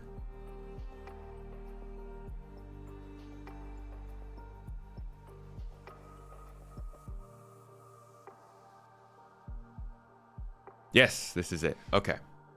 So here we have some talk about what's going on with the economy in Star Citizen 323. This is the work. This is the base layer work for the quantum simulation. Quantum simulation should have been around. Honestly, it should have by now. But clearly the economy team couldn't get things into the place where the quantum simulation could actually make a difference. I'm wondering if they tried to run with the quantum simulation and there was so little amount of data and so little amount of things set in stone that it just didn't work. Because we don't have, if you go back to the monthly report that we just had in March, you can even see it. We are just now starting to get economic nodes in the game, which is they're starting to define refineries and mining outposts and stuff like that as what they actually are. Reading here, they say, finally, from the economy team, a comprehensive list of all intended resource sources, transformers, and sinks were created to help ensure the economy is stable for the long run. I believe this means your cave where minerals are or something, your refinery where you can change those minerals into things, and your factory that uses those minerals to make products. And then obviously the factory is also like a sink for something or a transformer for something. But I think they're setting up this sort of macroeconomic tools right now, along with the microeconomic support we're about to listen to, that lets the simulation run once server meshing is able to split up that load. But here's what they have to say about what's coming in 3.23 to make this come a little sooner. You'll actually see this in a video I'm putting together for hopefully later this week. Check it out.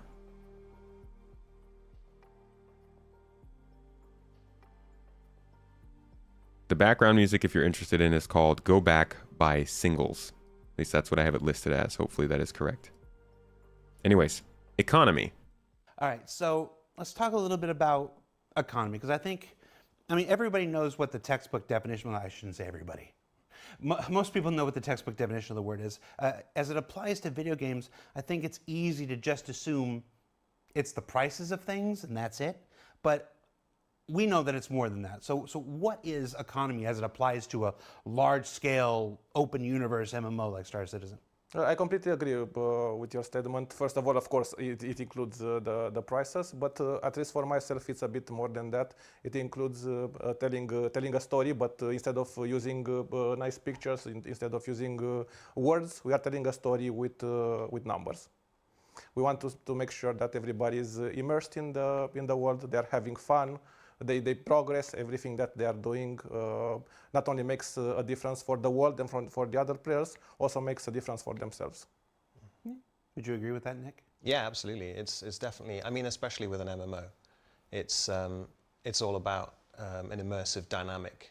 It's the feel that everything around you is connected and that your actions have purpose and you can progress and so can your friends. It's interesting to me that you use the word immersive, because it is one of the. You know, I'm going on 10 years here. So one of the things that I've heard CR complain about periodically is the fact that you can buy a missile for like 500 AUEC. That's not the actual number, but it's some ridiculously low number. It's like you can never just go into a store and buy a missile for $500 or whatever. It's like, we got to get this economy stuff done. Is that what we're talking about here with 3.23 and 4.0 on? Are we starting the process of now going through and retuning all of these? For sure, we are in the process of retuning that. We are not only giving our players and to ourselves, because all of us are fans of the game, but the chance to earn more money, to become rich and be rewarded in a fair way for the activity they do, but also the chance to spend that UEC on something that they can be proud of. Mm-hmm.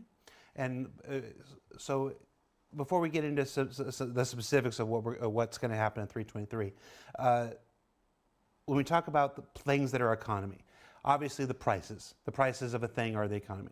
But the travel times, how long it takes you to take something from this to this is a factor of the economy, because that now determines whether the payout is, whether a 10,000 credit payout is actually worth the 10,000 or not. How long it takes you to get your ship back from insurance is a factor of economy. What else am I not thinking of? Those are very good examples. And going back to immersion, it's almost like level design. We want to find in the places that we go and explore the things that we would expect to find there, and their prices to be according to, for example, to the distance from where they are produced. The players to have access to the resources that they need and they want. And Fuller 0079 says, he says UEC, not AUEC. Don't read into it, man. I promise. Just. Like, we're sitting here, we're giving you all this actual information, and then people are like digging for like hidden information between the words. It's just going to make you unhappy. It doesn't mean nothing. Enjoy the show. All right, so in 3.23, the first, let's say the next kind of major push towards building this economy, towards hardening this economy that's been, if you don't mind my saying, kind of all over the place for years and years and years. It's going to happen. What are we talking about as far as what's going to happen in 3.23? Well, cohesive is a word that we are using a lot. Bringing all these systems that our wonderful colleagues already built, bringing them together so they make sense when they work together. So you've already seen some glimpses in Pyro, in the design of Pyro, in the design of the prices of the new the new prices of armors that need to work very hard on them. We're working on the weapons, on FPS weapons, pre-balance, vehicles, ships. Eventually, we're going to do a pass on everything, basically. So armors, weapons, probably the one that most people will notice right off the bat is ships and vehicles. So there's going to be a substantial change to the prices of ships and vehicles in 3.23. We're not going to ask you for specific numbers here because 3.23 is still many, many weeks away, and it would be a pointless exercise right now. But talk to me about the process. How are you determining what these new prices are going to be? There's not a good way or a bad way to do it. We explore different ways. Talking specifically about vehicles, for example, manufacturers, it's something that we look into. We could take each individual vehicle or ship and disassemble it into its stats. How fast does it accelerate? How fast? What is its maximum speed and mass and everything? But because that is subject to change, we don't want to tweak those prices every time a small change is made. Right. So for that reason, we take those factors that we know they are already decided on. For example, I mentioned already manufacturers. Some manufacturers put more care into their work. They use better materials. They use better technology. They use alien technology that is harder to get. That informs the price. Obviously, if a ship is larger, it's going to cost more.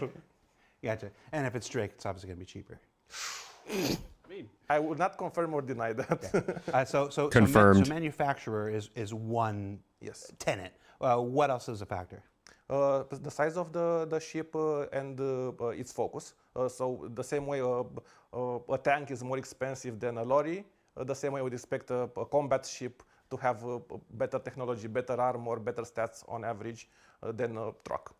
Okay. So it sounds like, if I'm understanding you right correctly, in 3.23 there's going to be a massive change to the in-game cost. And I want to make sure that we're talking. This is a development thing. It's not a marketing thing before the friggin' Reddit threads start up. This is going through and working the in-game economy and realigning the ships based on manufacturer, role size. I did ask you if you could give us some examples. Now, these are not going to be final examples. Obviously, again, the changes won't happen for several weeks yet.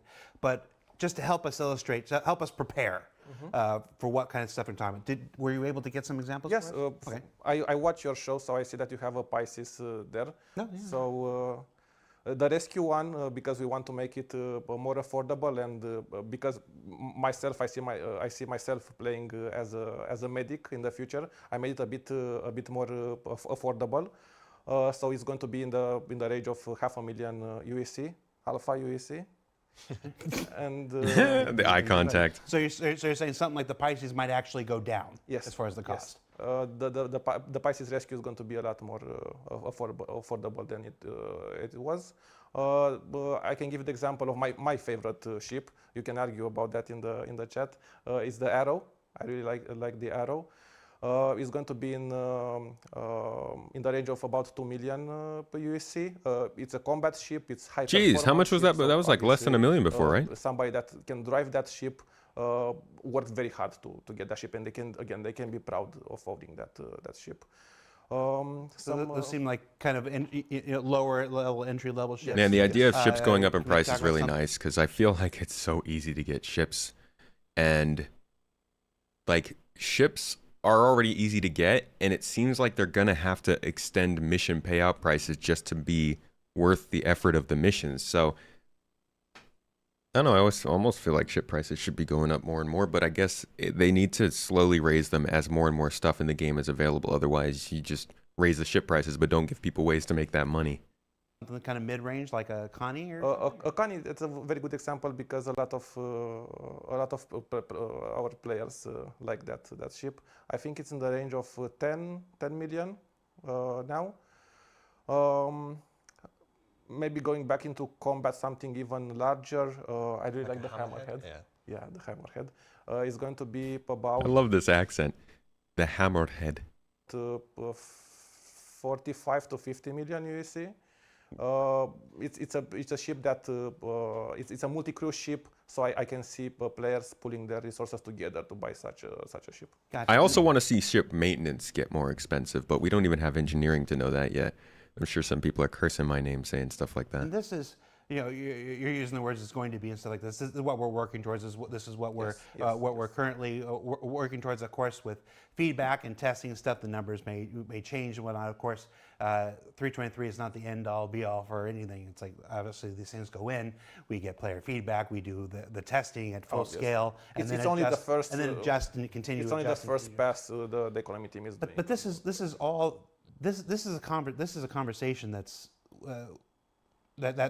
been waiting to happen for years and years. Like we've always. I don't think it's been a secret to anybody who's played Star Citizen that like I said, the economy has always just been kind of this. We'll get to it. We'll get to it. We'll get to it. We're here. We're getting to it now, for lack of a better term. So Alpha 323 is that next push, but it's not the last push. It'll continue to be balanced, continue to evolve. I'm going to ask you for like okay. So we did a Pisces and an arrow. We did a constellation. Let's go to the far end and just see if we can get some of that sticker shock out of the way. What are you thinking for something like Kraken. an 890? For example. For example. You like the nicer things in life. Oh well, or I'm just trying to work the sticker shock here. So Origin, fancy manufacturer, 890, super big on the size. What are you thinking? I'm just gonna hold my alpaca here. Let's make a list. Do you want gold on the walls? Do you like the marbles in the bathrooms? What do you need? Give me the worst case scenario. What are we thinking? Worst case scenario? No, we are talking about luxury. We are talking about Origin, a manufacturer that it's famous for putting so much care and so much quality in their ships, and I'm thinking in the range of 70 million USD. Why do I? Oh my god! For this video, I switched to the wrong account. Every other video is all good, and then I get somebody that has like, why did this trap music just start playing? Because he said the 890 is going to be 70 million. Why are we so excited about that? They can be proud of it. It's all right. Are we that was able funny. to sell virtual kidneys? Is that a thing? Look at him. He's the FPS guy. Not yet. Is that coming in 323? Yeah, that does feel really cheap for a space yacht. 70 million is low. I mean, there's not much money-making potential in it now, so I get if they're going to edit it later. It's really a question of, like, do you slowly raise the prices as there's more ways to make money? Or do you just go all in right now to try and make the system work and suffer for a couple of years while we wait for that gameplay? Yeah, Cameron has done a spreadsheet, I believe, in a video of all the new ship prices. It's over 100 million in the EPTU. Yeah, so, I mean, this was a few months ago. They probably went over a little bit more since then, but it's good to see. You want to fly your Javelin with a bunch of friends? I'm going to do hood rat with a bunch of friends in my Javelin, bro. We can balance the price on that. But I've known JJ a long time. He's not going to dismiss the idea out of hand. Or maybe harvesting some organs. Maybe we've got a sideline and 9 got a multi-tool. That's what the multi-tool is for. All right, so obviously, these are the prices that we're currently thinking. This work is ongoing and will continue until Alpha 323 releases. Once it releases as part of Alpha 323, it will continue to be evaluated. Yep. It'll continue to solicit feedback, continue to look at analytics, all that good stuff, and make adjustments as necessary. Because that's what you do with a live service game. You make adjustments as necessary. Thank you so much for this. This was again, like I remember, coming to you, like, hey, we want to talk about economy. You were very eager. You were you since the first time I ever met you, you're like, I want to get on there and start chatting with people about economy. So I'm glad we got a chance. I want that feedback as soon as possible. That's the reason. That's what we like to hear, Andre. Guys, thank you so much for being on the show. Is there anything, JJ, anything more we want to say about 323? Let's go back through the list real quick before we're talking. So right now, targeted for Alpha 323, we're targeting new EVA, the new PyPiss pit, whatever we gotta get better at naming things. It's even better. There's 2 pies, Jared. We're only dealing with 1. Piss. New default item actions, reloading, dynamic crosshair, scopes, distribution centers, master modes, precision targeting, turret and gimbal changes, visor and lens stuff, new looting screens. Okay, can we just say, how many things has he already said in this list? Because not a single one of those things was delayed, but I keep getting comments on my videos and people are like, everything's out of 323. It doesn't matter anymore. I'm like, dude, what? There's still so much, like, he's naming things and none of them have been removed. That's not to say like the biggest things in the patch weren't removed, but I feel like people need to kind of get a grip just a little bit. Like it sucks that things get delayed. But hyperbole is not necessary.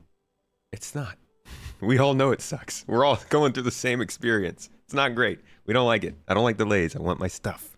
But no, I think there's like this really persistent undertone that people are like, because these features weren't in the patch doesn't matter. And I'm like, dude, we were just talking about how amazing it was to get a new star map. Now it feels like it doesn't matter to a lot of people. A new looting system, rather, a new shopping app, the star map, character customizer, a whole bunch of things cargo, including the freight elevators, and this is what's been delayed, and some more. The blockade runner mission stuff we talked about, big changes to XenoThreat, and these economy changes, and that's just the stuff I'm willing to share with you right now. Yeah, I didn't say fauna at that point. Fauna, and was there anything else that got added since then? Oh, well, I guess 323.x got modularity. But yeah, I think like there's it's still pretty solid update. Leaf, going to bed. Everything sucks. It's already unstable. Let's get it stable enough, and then cargo. Yeah, there's that. Truckload in 323, but then say one item didn't make it on the truck and suddenly the sky is falling. Like, yeah, I get it. It's same old CIG. Yeah, they delayed a feature for sure. But we got a new star map, man. And I know the bar is low. I'm not saying like if it was just a new star map that wouldn't be great, but I do like the quality of life that's coming with this update, and I appreciate if the reputation makes it, and I think that's actually a pretty big deal too.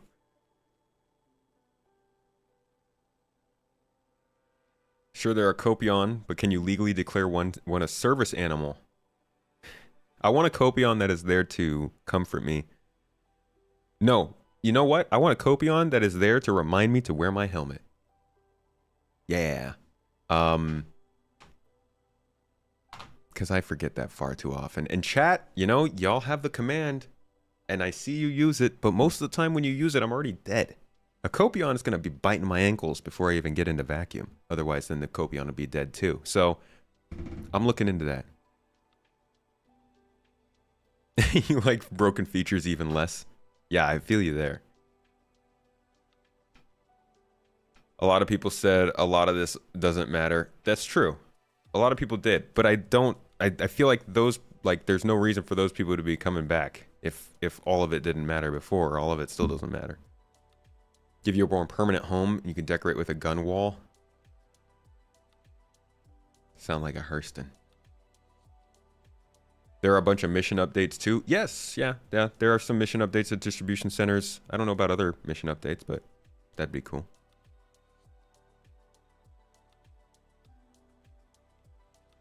Minimap UI changing is great for that. Even with the delays, you're actually happy they're not doing a 318.2. doesn't deliver a half-baked core change that would lock us out of the game if that didn't work. Well, we better better hope that the replication layer separation isn't going to do that.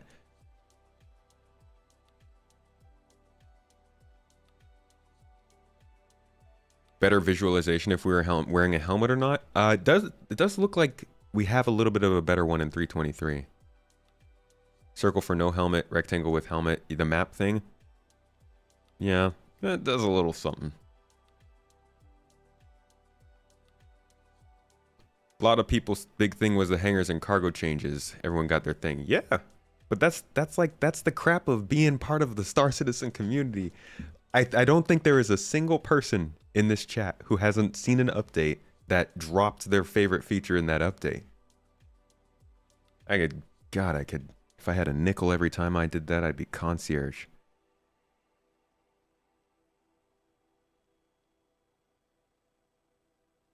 You'd say the quality of questions is much, much higher from YouTube viewers rather than Twitch chat viewers. You mean are we in Q&A mode? Yeah, I hope reputation sticks in there for sure. The Nero, you've never had a featured slip. I bless you.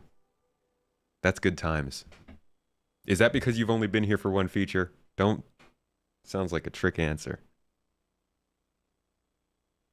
How many times was salvaging dropped? I think 9 or 10. I actually have the picture here.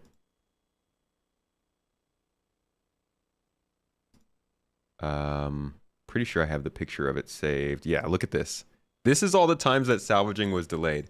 First, it was announced for 3.2 in 2016. And then it was moved to 3.3 for 2018. But then it was delayed to 3.5 in 2018. But after that, it was moved to another 3.8 in 2019. Sorry, 3.5 was 2019 as well. But after that, then it was planned for 4.0 in 2020. But then that didn't work out. So then it was moved back to 3.15 in 2021. And then from there, we decided, no, 3.16, 2021. But wait, no, that doesn't work. How about 3.17, 2022? Oh, crap. No, we can't make that. Okay, 3.18, 2023. Somewhere in here, they realized they couldn't do salvage without the persistent entity streaming and the what was called iCache back then. And I think they should have just scrapped it and waited. But they kept trying to do it without it, I think. And it was just not a good look. Man, that was not good. But that's where salvage left us, and I don't think they're trying to do that kind of thing anymore. They're trying to get away from that. Folks, I'm all done for today. That's it for me. It's time to go have dinner and do some skincare, baby. We're trying to get that good skin. I hope you enjoyed today's show, whether it was the first section where we watched missions and stuff and talked about how dynamic events and global events are happening, or the second part where we just kind of talked, got into quantum a little bit, did a little Tony Z searching, some soul searching. Either way, hope you enjoyed this. We do this every week, Monday, Wednesday, Friday, Saturday. Mondays, generally, we talk more like this. If you're into more gameplay, that happens later in the week. And, also, if you like videos, I do those too. You can check them out on the channel. And keep an eye out for other things. We got a couple things planned coming up here in the next few weeks and next month. We'll have more to say about that. But for now, I'm going to leave you in suspicion and suspense. Because that's what's fun to do. I think I just saw Loken go live. So I think I will throw him a little raid. Looks like he's got a solid group waiting for him. All right, folks. Line yourselves up. Get ready. Whoop. Sorry, I didn't mean to start that just yet. Line up and get ready for the raid, though. Go in there. Tell them hi. Tell them hey. Tell them thanks for being online and being another beautiful info runner. We're actually both info runners, which is kind of cool. And just have a good time. If you want more Space Tomato, follow. And I'll see you in the next one. Oh, he's not going live for another 5 minutes. 5 minutes? All right. We'll raid Tom. Tom's already live. He's already playing. I'll send y'all over there. and that should give you enough entertainment. Tell Tom we said hello, and have a wonderful day, folks. Big shout out to Varus Rex Aces. Thank you so much. You are the sole support today, dropping 5 subs on Twitch. Much love to you. It goes a long way. Appreciate y'all for being here. Hope you have a wonderful day. Hug somebody you love, eat something you like, and go somewhere you're not supposed to. See you later. Bye.